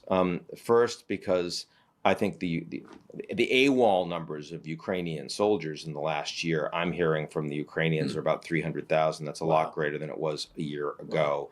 Having a harder time getting the reservists to actually fight. The Ukrainians are stepping up their own indigenous military capabilities. These Flamingo missiles with a 3,000 kilometer capability, and they're making 100 of them every month. their drone capacity, which is massive, and a willingness to hit the Russians a lot harder because the Ukrainians see that they can't continue to fight the way they have. At the same time, the Russians, just in the last few days, we saw clearly ordered these agents to try to blow up a Polish train that was providing aid to Ukraine. This was after sending drones 300 kilometers into Poland. I mean, I talked to a lot of the frontline leaders, the Baltic states, the Nordics, the Poles. They're deeply concerned that this Russian asymmetrical warfare it's already happening inside NATO, and NATO hasn't done very much in direct response to that. So if you're Putin, you think, okay, I can get away with that. Can I get away with a little more? Can I do a little more? With the intention. Can I point out that as soon as fucking Russia put anything in Poland airspace, Canada was there? We were already there. We were like, oh, hey, what up? It's us, your boy. Been a minute. What's going on? Like, it's not that NATO is doing nothing. The NATO countries are being active and are, in fact, doing things. The rearmament of Europe is a massive, massive fucking project. A massive fucking project. Orange Dot points out that Ukraine's situation looks like World War I France strategically. And Mr. President points out, good news is, if the midterms happen, Trump is a nothing burger after it. Just this one word is bothering me. The if. Yeah, if the midterms happen, I think the midterms will happen. I just don't think they're going to be normal. I think that there's going to be a lot of ICE agents, and there's going to be a lot of like intimidation factor about like fucking voting booths and shit like that. So I think that there's a lot of that's going to be happening. I won't be surprised if there's a couple riots that end up being a thing that happens. This video is getting more and more and more infuriating with how blasé and what almost seems like this guy is telling me he's talking to all these people, but then he ends up with this fucking nothing shit. So like, oh yeah, all of these people, the Nordic states and Poland and all these places are really concerned about Russia and this asymmetrical Russian warfare, and that, but NATO's not doing anything. I don't understand. I don't know how you're saying that these countries aren't doing anything. Are you saying that NATO itself hasn't made a declaration? And these were supposed to be people slightly more in touch with the rest of the world. Ian Bremmer is somebody who's supposed to be involved in like global economic work and global political work. He's saying he's talking to these people who are the higher ups of these countries, and then he's having these conversations with people, but he's reporting back like it's fucking, everybody's like, oh, well, the United States is involved. Like nobody can do anything without the United States. And it's so fucking bizarre. The EU sent mountains of weaponry to Ukraine. So has Canada. Canada's been there the whole time. This is after that massively, massively successful drone strike, where they took out that air base.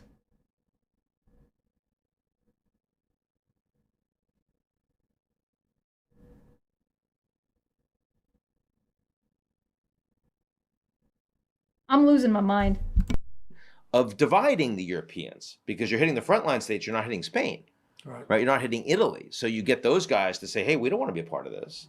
So I think that for lots of reasons, both in terms of... I will again remind you, Canada was already in Poland. Poland had some fucking... Russia pulled some shit and Canada went, hey, sup, bud? Like, immediately.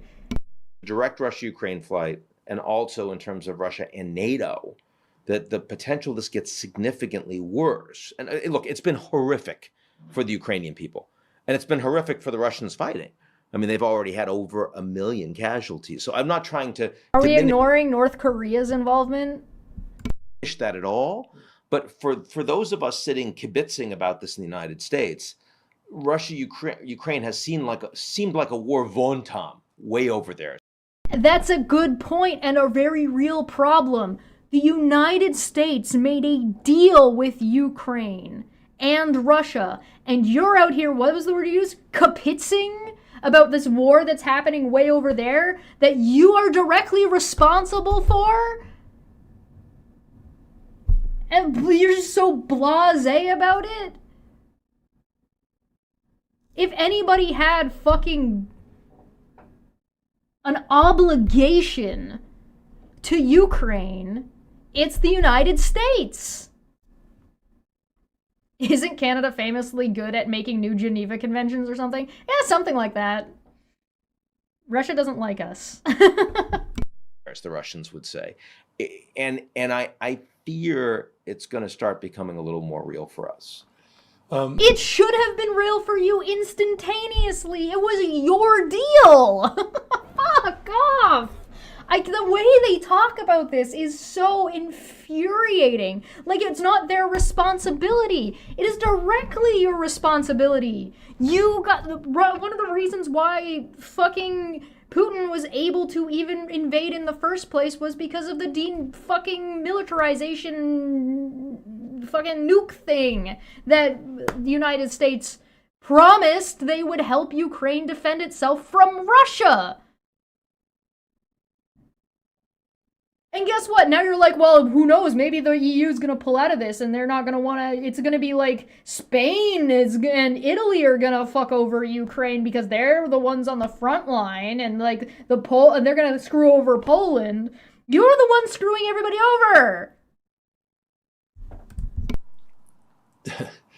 The NATO, relationship with NATO, it seems NATO Trump tested the theory around the 2%. I mean, obviously he's got these guys. I mean, you mentioned Spain, they may not be on board. They're not. But clearly NATO is their posture has been a little bit more assertive in terms of their own contributions. And there's some curious ways they determine and calculate what those numbers are. Yeah. So I think there's a little bit of press. Shut up. Just shut up. Just shut up. The United States spends a grossly insane amount of money on its military. A disgustingly insane amount of money on its military. It is not reasonable to expect any other country to behave the way the United States fucking gorges itself in the way it spends its fucking money.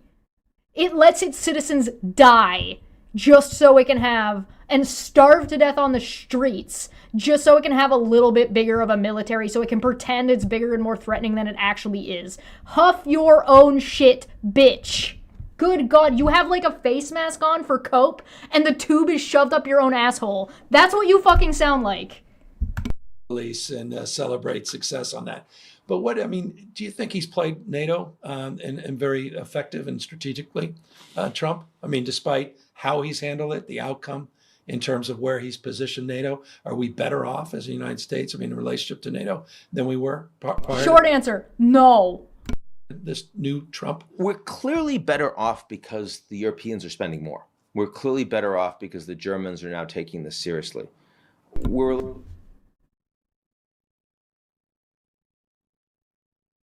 Are you? A little worse off in the sense that the trust has been so eroded to get there. So, Nope.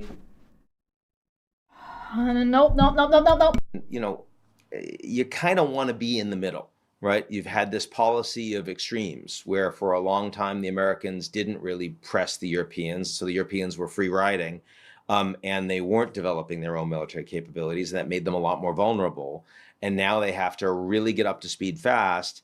But the damage that's being done to a lot of the relationships, calling it free riding is actually insane, is real and is going to be persistent for a long, long time. It's going to be hard to build. And I would be perfectly happy with. Yes, Feline, I will pause for you, my dear. Yes, Europeans have been doing their military. Yeah. This is the everything is relative. This is the everything is relative. Because no other country is spending as much money as the United States is spending on their military, they're saying that the rest of the world needs to catch up and be at the level and have the insane amount of money in their military as the United States does.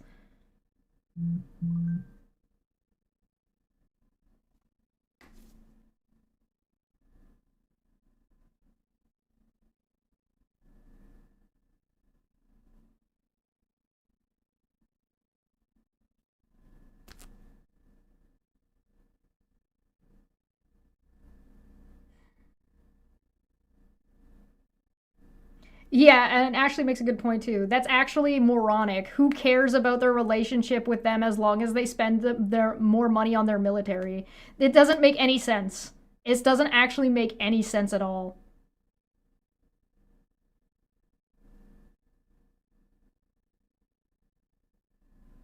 Everybody contributes to be better together. Not everybody needs to be independently as powerful as everybody else. Because if that were the case, then why would you need something like NATO? Why would you need? They want everybody to be equally as quote unquote independent as they think the United States is. This is embarrassing. These are educated men.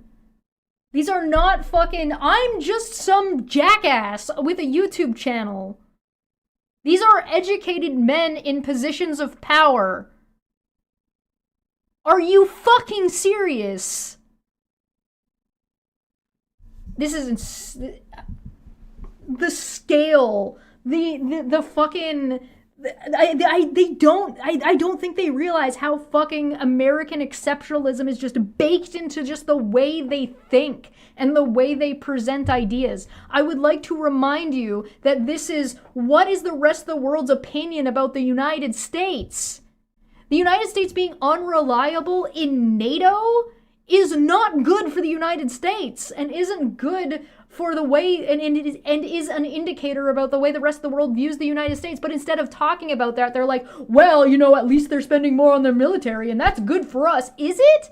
Is it good for the rest of the world to spend a bunch of money on their military, up their military game, while you isolate yourself away and make all of your allies and enemies as they ramp up their militaries? Is that really good for you? Is that what you fucking think? Could you put your face into the leopard's mouth any harder? Are you kidding me?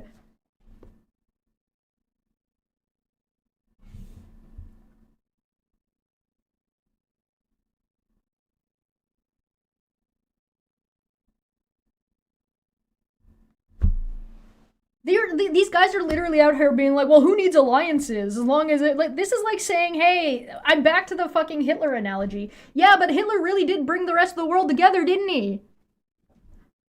Fucking what? With the Trump approach of you guys have to spend or else we're out, if it was not aligned with, wasn't necessary. People were doing that already anyway, and the threat of Russia being a problem was already enough. Trump's work was just completely unnecessary and did nothing but damage the United States' reputation. Again, this is supposed to be a conversation about the way the rest of the world views the United States.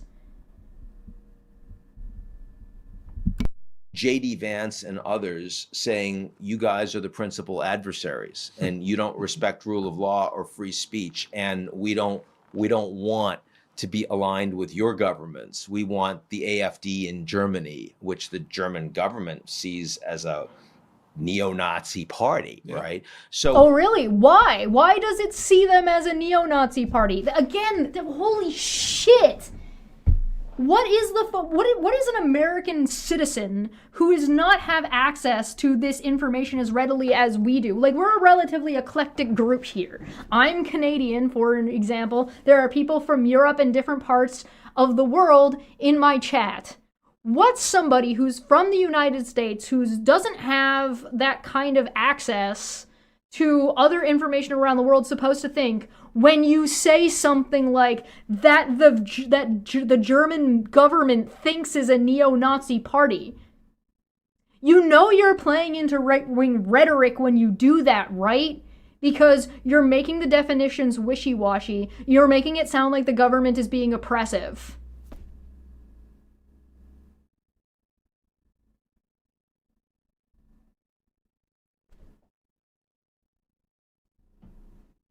Vance criticizing others for repressing free speech sounds like a negative self-awareness to me. Yeah. Yeah. Fucking, and then not giving any, like, what are you talking about? Look at fucking Gavin Newsom's stupid, doofy fucking face. Like, what the fuck are you doing? This is so frustrating. I think that we've done a lot of own goals by having this let's just flood the zone on every issue and fight against our allies on everything, as opposed to picking the few things that are really important for the strategic relationship. Then they're not your allies anymore, jackass!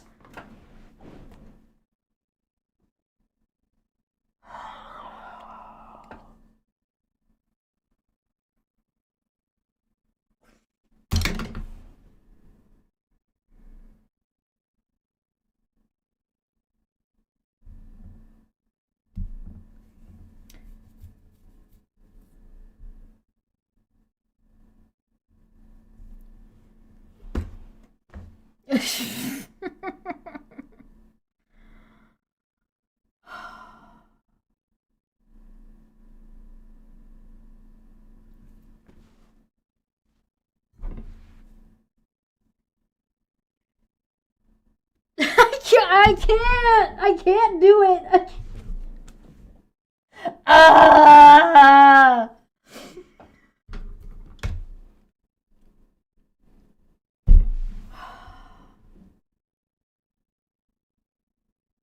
How does that make you feel? Oh my god.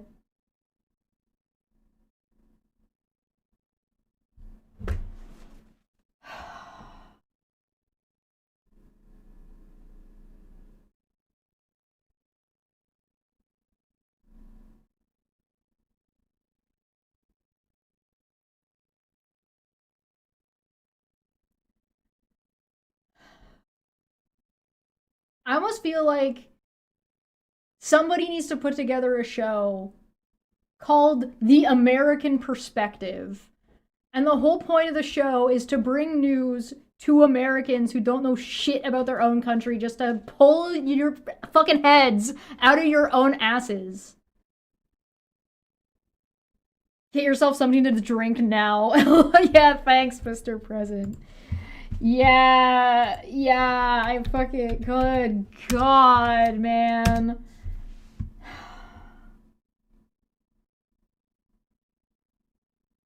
Yeah, I got this whole, this was full. I'm almost out of water.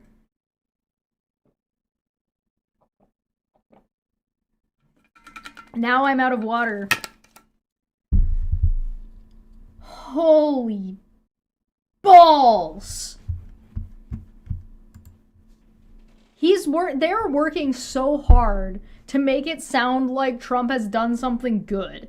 I think that's my fucking, that's like, I'm trying to process, right? I'm processing this and I'm trying to figure out how to explain why this is so frustrating and what is my issue, what is my problem? This is making me angry. Why is this making me angry? And I think it is how hard and how bent over backwards they're being to make it sound like what Donald Trump is doing is normal or reasonable in any way, fucking shape or form. And in doing so, they're trying to make everybody else look bad. Right? Everything they're trying to sound neutral, and they're trying to, okay, this is what this is. I'm coming back. Hold on. Come here. All right. Okay. I've coined this before and I've talked about it before, and I think this is my thoughts on what I think exactly is going on here and why I'm finding it so frustrating. This is something called fake neutrality. Right? When you try to be neutral and try not to have a bias, and when the evidence is so overwhelming in one direction, but you still want to appear like you're being neutral, you start stepping on the scale to make it look like you're presenting sides equally. That's what's happening. That is what is happening in this scenario. This is fake neutrality. They are not being neutral. They are not being center. They are going out of their way to make Trump seem more reasonable than he's being, to make it seem like he knows what he's doing, to make it seem like he has some kind of plan, and they're manipulating the language and the rhetoric around presenting the information in a way to be like, oh, well, but it is definitively one way. It is definitively fucking one way. Trump is a catastrophe for the United States. but not just from an economic standpoint, but for the people of the United States. He's a fucking catastrophe. It might turn out that what happens ends up being in the long run better for the people in the United States, because you're going to be able to like do some restructuring that will ultimately be good for the United States. But they're trying to give Trump the credit for it, as if he's the one who's like, well, without Trump, we wouldn't have succeeded in X, Y, or Z. And I am losing my fucking mind. I am losing it. This fucking wimpy ass, wet noodle bitch, fake fuck shit ass I'm losing my mind, man. Hey, we got raided by the bin. Hello. You caught me losing my fucking mind about fucking Ian Bremmer and Gavin Newsom jerking off Donald Trump to sound like they're being neutral and trying to give Trump credit for shit he hasn't done and trying to make him sound normal. Stop trying to normalize fucking modern day Hitler, dude. Stop it. Stop it. Stop trying to normalize Trump. Stop pretending that he's got some fucking big plan, that he's fucking good fucking God. Hi. Hello. You caught me losing my fucking mind.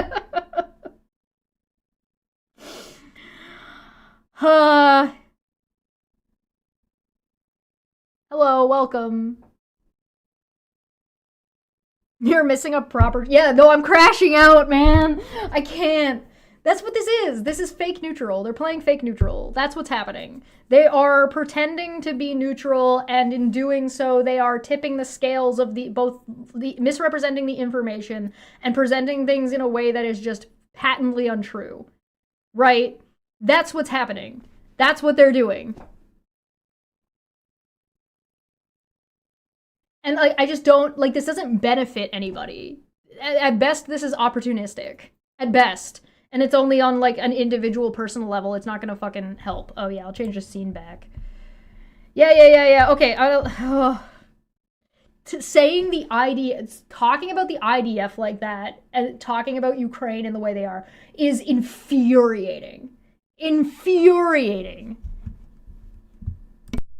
And that's where the fight is. And on everything else, keep it stable. Don't make the news, don't make the headline. But that's not the way this administration works. And they don't really care about the long term.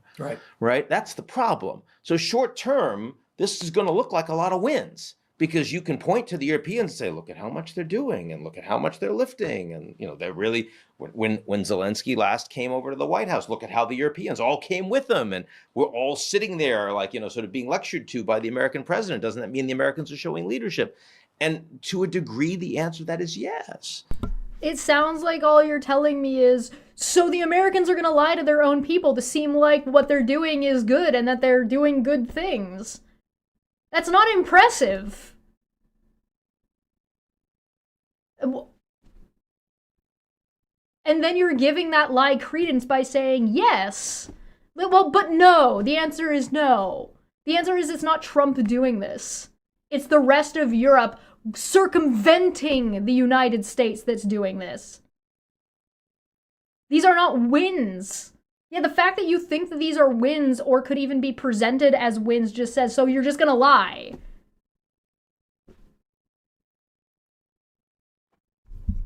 But you can't sit and think that these alliances can just take this idea that there's no friendship, no trust, no shared values, that the only thing that aligns them is, some common present day interest from a deal that's been struck.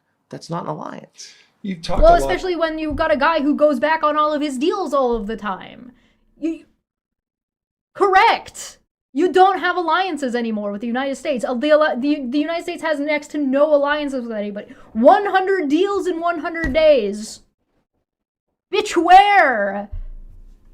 I mean, this notion of short-termism with Trump. That's why we needed you and Bella. That's why it was important for you to go. No, and I appreciate that, and I want to connect a few dots in terms of just it was interesting just having the opportunity to meet with leaders from around the globe, from Colombia to Chile, not just South America, Central America, and European, and to hear the feedback and to hear what you hear in private, what is obvious Obviously, what Trump often does not hear or is not interested in even knowing about in terms of their perspective is important. But here, the perspective of short-termism, which you've written a lot about, you've talked about, you've studied, versus long-term interests. You know, you referenced AI. We talked about the bilat in APEC, which Trump did not participate in the APEC conference, but did the photo op and had the short exchange with President Xi. WHO talked about USA, AID, immigration policy, the attack on research and universities. I mean, the seeds of our own destruction in many respects. That's an overstatement, perhaps. It is. But the significant damage that potentially we're doing to these conveyor belts for talent. Potentially?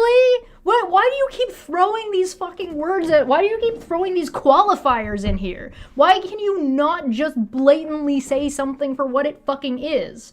Everything is word games. Everything is hedging bets. Nothing. They're not trying to say anything fucking definitive.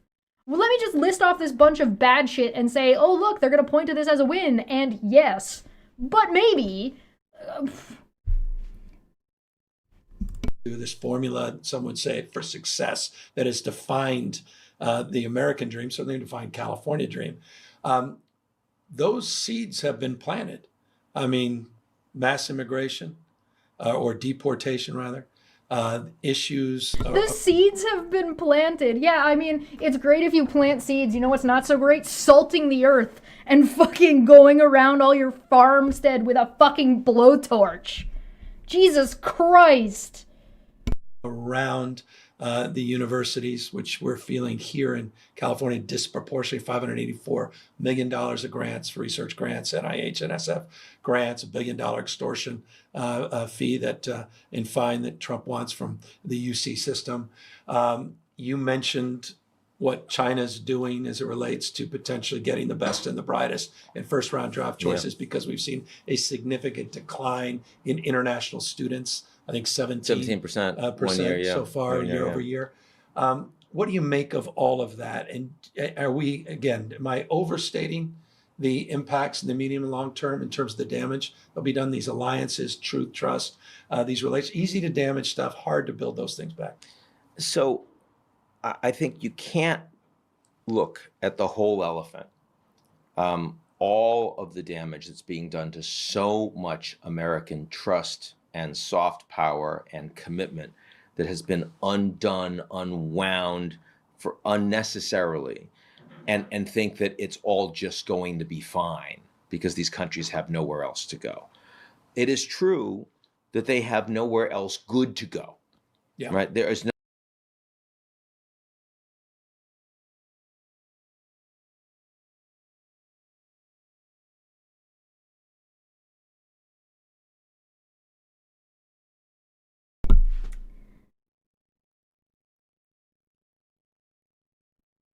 Toronto is one of the top universities in the world. If you look at the happiness index, or basically any metric for first world country, education, medical care, standards of living, work-life balance, if you look at any of these places, if you look at any particular item, the United States doesn't top any of these lists. Not only does the United States not top any of these lists, it barely makes the top 50 in many of these lists.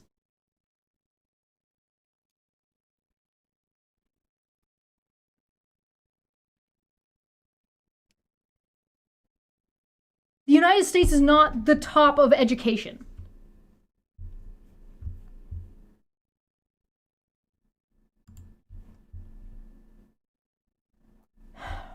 Here is the fucking World Happiness Report. Thank you for linking it to me, by the way. Finland, Denmark, Iceland, Sweden, Netherlands, Costa Rica, Norway, Israel, Luxembourg, Mexico, Australia, New Zealand, Switzerland, Belgium, Ireland, Lithuania, Austria, Canada, Slovenia, Chechnya, United Arab, I can't see the rest of the word, Germany, United Kingdoms, then the United States. 24, 15, 16, 51, 30, 37, 16, 115, 56, 4, 12, 13. Volunteer, donated, negative emotions, positive emotions, perceptions of corruption, generosity, freedom. Freedom! America is listed as 115th in freedom! Are you fucking kidding me? This was fucking... what's the date on this? 2024! This isn't even fucking Trump's fucking new land of go fuck yourself. These numbers are going to drop drastically in the next year.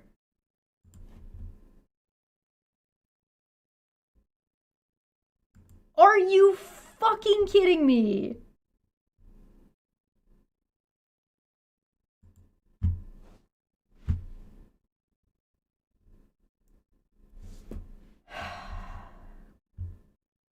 Changed since 2012.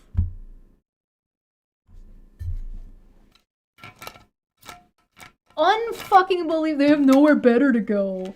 They have nowhere good to go. Bullshit! It took a matter of months for Canada to reroute and renegotiate a bunch of fucking trade deals. A bunch of fucking trade deals. Not only has, if anybody's been coming up with 100 deals in 100 days, it's been fucking Canada. And rerouting all that shit. Fucking stuff from New Zealand, stuff from fucking Indonesia, stuff from fucking, like... This is embarrassing. But this video was also in November of 2025. We don't have the 2025 numbers yet. We will come back and we will do a special and we will look at the 2025 numbers. No other market that you would bet on as much as you would bet on the United States at this point and in the near-term future. Wrong! Incorrect! Not only was that incorrect when this video came out, but it is definitively incorrect now. Everybody is pulling their money out of the United States because nobody fucking trusts you. The dollar is plummeting. It is going to nosedive even harder as soon as Donald Trump starts openly fucking printing money. My guy, no fucking wake up! Good morning! Hello? Are you blind? Are you kidding me? Unbelievable. Again, I will point out, this is November of 2025. They don't have the excuse of, oh, we're going into Trump and we don't know what he's going to do. This shit has already fucking goddamn fucking exploded months ago. Simply Secular Dave said, it took Canada 30 days to find new trade partners for natural gas being loaded at the port of the West Coast. 30 fucking days. The EU is, Victoria said, and the EU is actively working to brain drain the United States. But yeah, the EU, China, and Canada are all competing right now. Like, so especially France. France and Canada working together, China working as well on the side, like in parallel, not necessarily working together, but in parallel, to get anybody who's interested in getting out of the United States to do science, to do education, out and come over to Canada. Do you have any idea how many healthcare workers have moved from the United States to Canada in the past year? Fuck, dude. Are you kidding me? There's not even gonna have to be like a world war against the United States. You guys are gonna fucking hemorrhage your way into a coma. But they will all hedge. They will all do less. And, you know, it's not death by 1,000 cuts, but it's a lot of injury by 1,000 cuts. You know, I mean, you know, you're Gulliver. No, you should have said it's not death by 1,000 cuts, but 1,000 cuts is a lot of injuries. You're welcome. And you take enough Lilliputians and eventually your limbs don't work quite as well, right? And a lot of them are Lilliputians because, and I don't mean to disparage, but the fact is that the big change in the U.S. alliance system in the last 30 years has been American allies getting weaker. It's not been America. The fact that oh my God. I don't mean to disparage. I'm just going to say this blatantly wrong thing.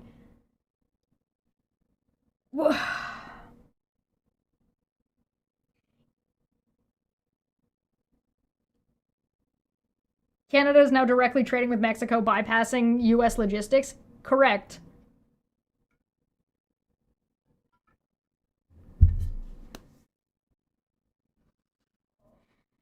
By what metric, my guy?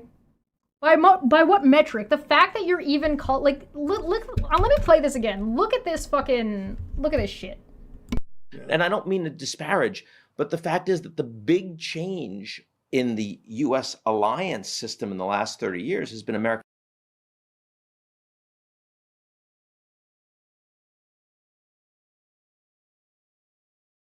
Big change in the U.S. alliance system in the last 30 years has been American allies getting weaker. It's not been American. How? In what way? Elaborate. This is what, again, I'm back to, who's this, what American is gonna watch this and fucking understand what the fuck is going on? They're not. They're not. They're equating strength with just amount of money spent on military and maybe in GDP. But we all know that measuring a country's value in GDP is fucking stupid, especially if you're evaluating by GDP alone.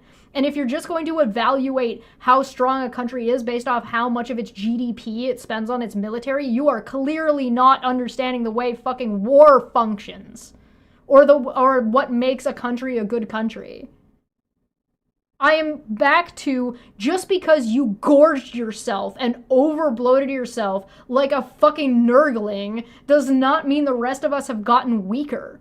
We might look weaker compared to, I'm back to this, I talked about this earlier on Twitch. I knew it was going to come up.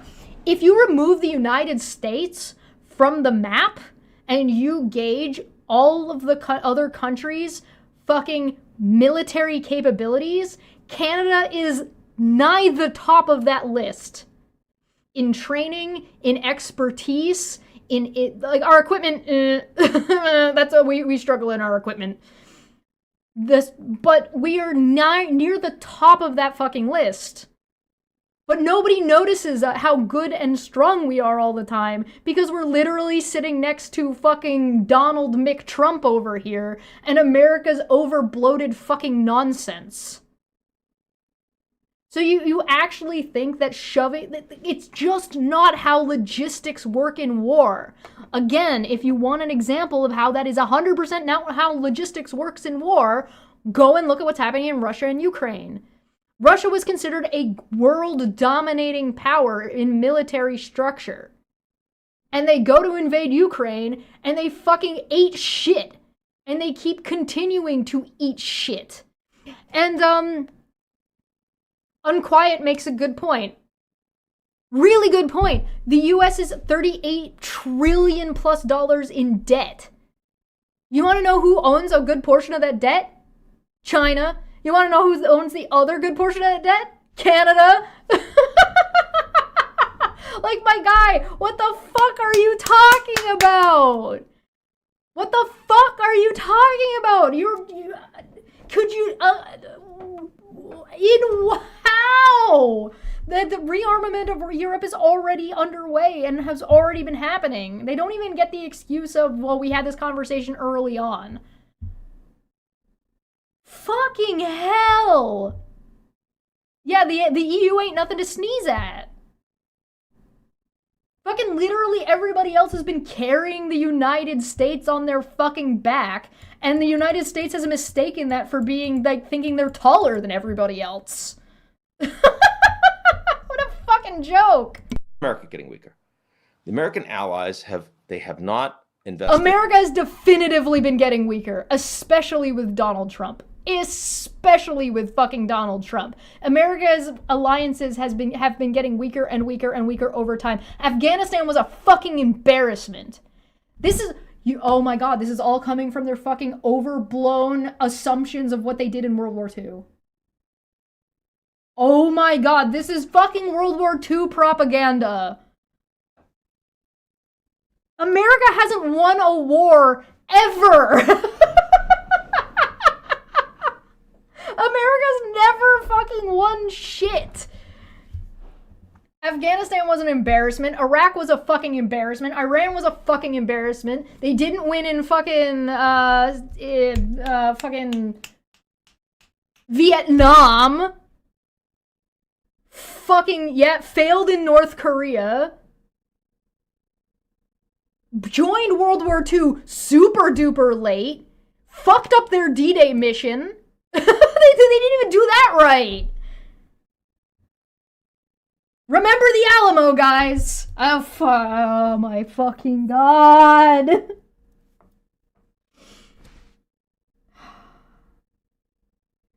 Simply Secular Dave said, remember when U.S. enacted tariffs on Canada and we responded by purchasing heaps of U.S. Department? Good times, ha ha ha.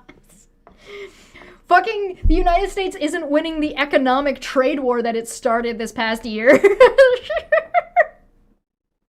In 2025, and they didn't win in 2020 in 2016 either.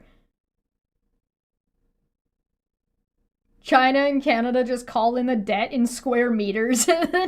Yeah, but the United States wouldn't understand what square meters are. That would be a logistical struggle.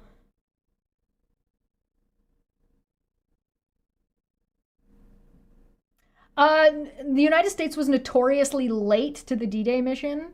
It's one of the reasons why they suffered as heavy losses as they did. So, I'm trying to remember which beach the United States was in charge of. Fuck, which beach was it? I don't remember. I don't remember the name of the beach. I do know that all the footage that they show to the American school children when they talk about how great the United States was in World War II is all fucking Canadian footage. And they don't tell you that. Surprise! Was it Omaha? I don't remember. I'd have to look it up. I do know that Juneau was Canada's beach. Canada did the Juneau Beach, and then Canada did Juneau Beach, went over Juneau Beach, and went around and cut off the Germans, or I shouldn't, not even the Germans, the fucking Nazis. I'm just gonna call them fucking Nazis. Cut off the Nazis, both their retreat and their backup.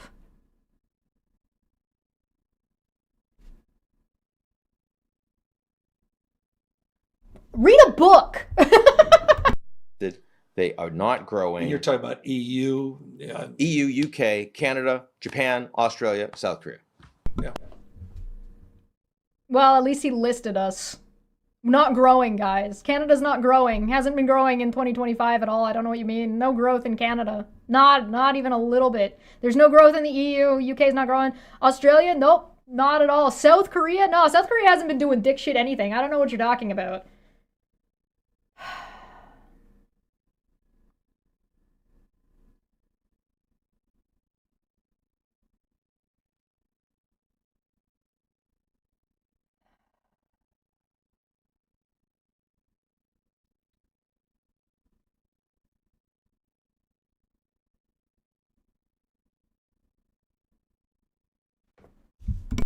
All of them. From a GDP perspective, from Yep. an innovation and entrepreneurial perspective. Yep. New technologies, defense, Yep. growth, productivity, even demographics in the case of most of them. Yeah. Every single piece. And so, But the reason why. I'm gonna citation needed that one, my guy. I'm gonna citation needed that one. I don't believe you. I think your metrics are biased and skewed to American propaganda. We have outperformed all of those reasons, those underlying reasons, back to that formula for success. Mhm. Those things are being vandalized. They're putting sand in the gears of all those things. So what I would want Trump to do, I would want Trump to say, look, we need our allies, but we need strong allies. So the EU is not a strong ally, Canada's not a strong ally, Japan is not a strong ally, the UK is not a strong ally, and Australia is not a strong ally. Okay, fuck off then. Bye. Good luck. Good luck making America great again. My God, this is embarrassing.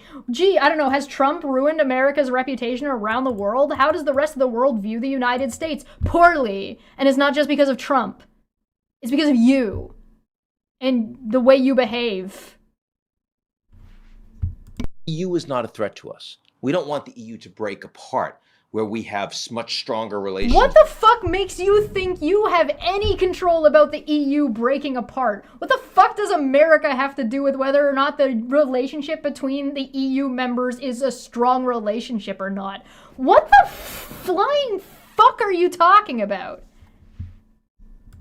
Unbelievable. Threat to us. We don't want the EU to break apart, where we have much stronger relations with individual European countries that we can drag into the dirt and force them to do what we want. No, we want the EU to be stronger, because a stronger EU is more capable. So we're gonna punch them in the face. Stronger for what? What does everybody need to be stronger for? Stronger in what way? This fucking American ideology of growth all the time and only growth always is good is fucking so fucking stupid. It's so fucking dumb. Yeah, Badger, absolutely. Who used Article 5? The United States. Who answered? Everybody. Who the fuck? What the fuck are you talking? Growth all the time is not healthy. It's not good. It's not stable. Yeah, infinite growth is self-defeating. You're gonna collapse in on yourself. And that's part of what we're seeing happening to the United States. And these guys are just fucking blind to it. Gee, how does the rest of the world view us? Gee, I don't know, fuckhead. How the fuck do you think we all view you, you arrogant pricks? Unbelievable. Of being a useful ally with the United States and fighting against Russia, fighting against China. You are not fighting against Russia. Everyone else is fighting against Russia. You specifically went out of your way, fucked over Ukraine, started pulling people out, started fucking with all of the intelligence, betrayed your allies, and destabilized them to the benefit of fucking Russia. We are all the ones fighting Russia, and you are the ones who are not. Shut the fuck up. Unfucking believable. Unfucking believable. You made the agreement with Ukraine saying that you would fight Russia to help defend them if Russia did something. That was your agreement. So now you're just letting Russia beat the shit out of them and be like, well, the EU better get stronger. Womp womp. This guy is unfucking believable.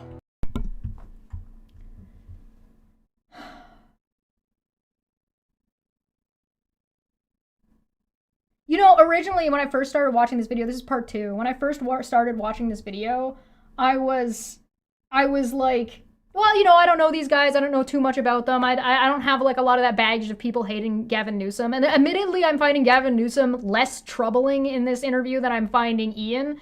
And Ian, I was like, well, I don't know anything about this guy, but he's supposed to be very, very smart. He's supposed to know about economic and does global policy shit. And now I just think he's a fucking asshole. I just think he's a prick. I just think he's a fucking America First douchebag. Now, he might not be a MAGA America First douchebag, but all of this rhetoric, all of it is just fucking, we're America. And the question is asking, maybe if you would frame this as something else, like maybe if you didn't call this, has Trump ruined America's reputation around the world? What, do other countries hate us? I mean, you in particular, maybe. Maybe even forcing them over time to align more with our own interests. A strong Canada, a strong Japan, a strong South Korea. That's the message that you want, that the Americans need friends, but they need capable friends. That's... Motherfucker!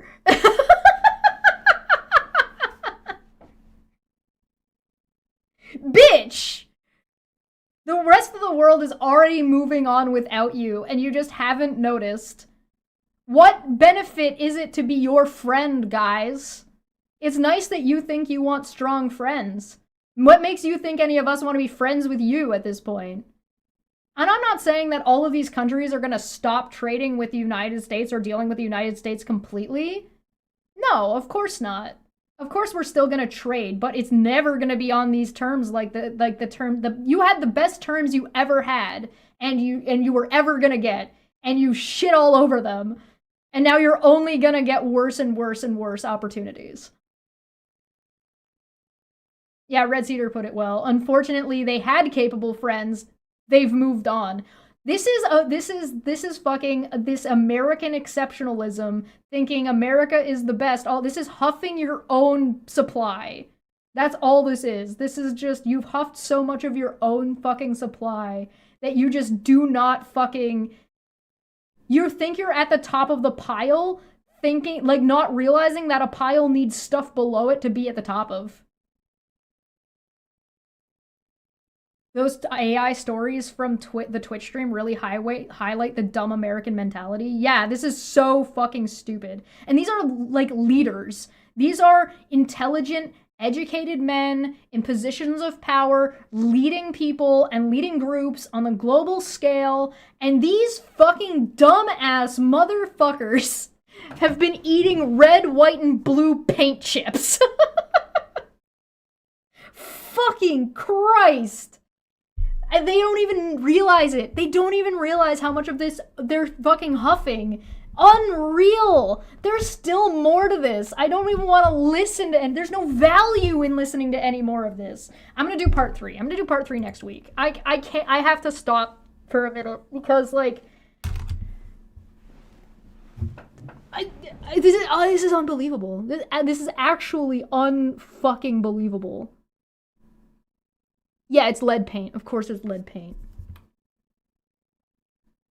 So, Chesh, what's my opinion about the great Ian Bremmer? He's a bitch. I think he's a bitch.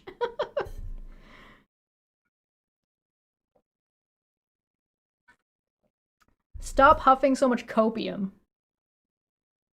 Stop enabling authoritarian fascists. I think he's part of the I'll put it this way. Okay, real opinion. My real opinion about Ian. He's complicit, and he's part of the problem. He's part of the problem. This type of rhetoric, this type of fake neutrality, this type of omission of specific information, this type of obscuring of facts to try to make things sound one way when they aren't, to mislead people and misrepresent situations, to just for your own sake of sounding neutral because you're too much of a coward to deal with what is actually the case and speak on that is pathetic. I think it's pathetic. And I think you'd be better off shutting the fuck up. And because what you're doing is you're actually enabling the fucking regime. That's what you're doing. You're part of the problem. You're not just complicit in it. You're actively participating. First step in admitting you is admitting you have a problem, yeah. The US is like that kid at the end of senior year in high school that has no idea none of his friends are ever going to talk to him again because they don't have to anymore, and they have no idea they're fucked. Yeah. The rest of the world is moving on. The rest of the world is moving on. And this type of interview, this right here, is why nobody's gonna make deals with just particular states. Not until there's a separation. I still think that in the long term, what's gonna happen to the United States is it's gonna go the way of the Soviet Union. You're gonna see the United States split into a bunch of smaller countries, which was probably gonna be better for everybody in the long run. In the short term, it's gonna hurt. It's gonna hurt a lot. And it's gonna be worse for the American people. America thinks it's Zach Brannigan. Oh my god, yeah, Zach Brannigan. 100%. Yeah, Zap Brannigan. It's Zap. Z-A-P. Zap Brannigan. Thank you so much for joining me.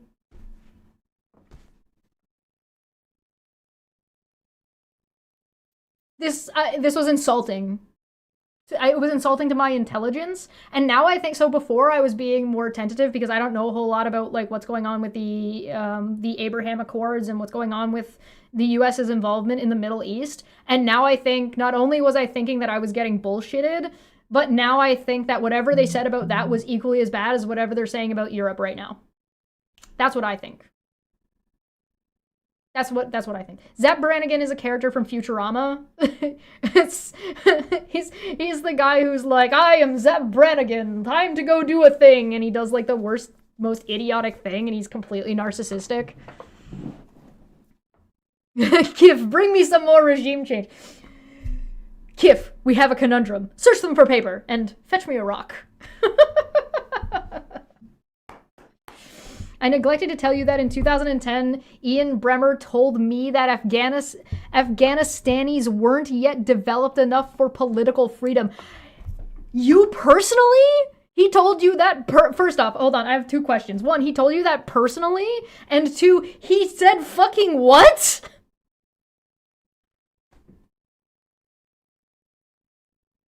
When internal screaming becomes external. I expected better, and now I have learned that I should not have such high standards as, like, American political individuals who are trained in these areas of economics and politics are not as good at these things as your average educated somebody from not the United States. Fuck you, Tom. Thank you so much for joining me. I'll be back with the last part of this. We gotta finish it. We may as well get it done as we sink into this hole of fuckery. Thank you so much for joining me. Like, share. If you enjoy the stream, thank you so much. We're going to be looking at doing some puppet stuff. It's going to take a little while to get going, but I do need a little bit more financial support to be able to do that because making puppets and doing puppets is really expensive. So if everybody who's subscribed to my channel could give me $1, that would be fucking great. I would be fucking soaring. So consider membership or not or whatever if you can afford it. If you can't afford it, don't even worry about it. If you could leave me a comment in the comment section down below, comments actually do a really good thing. So please consider leaving a comment if you join us. Subscribe and all that fun stuff. And I'll be back. You won't see me tomorrow here, but you will see me here on Monday. If you like doing art and arty tight stuff and things, join me on Twitch. Links in the description down below. And if you wanted to check out Gavin Newsom's stupid video for yourself and leave him a comment and tell him he's an idiot, I'm not going to stop you. I'm not your mom. Thank you so much. I'm going to get on out of here, and I will see you Monday or tomorrow on Debate Hub. Have a good day, everybody. Send help. Send help, please. Goodbye.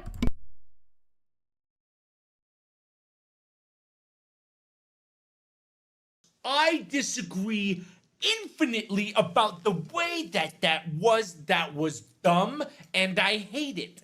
And I hate it. By the way, I hate it. I think it's dumb, and I hate it. And I think that it's dumb, and it's stupid.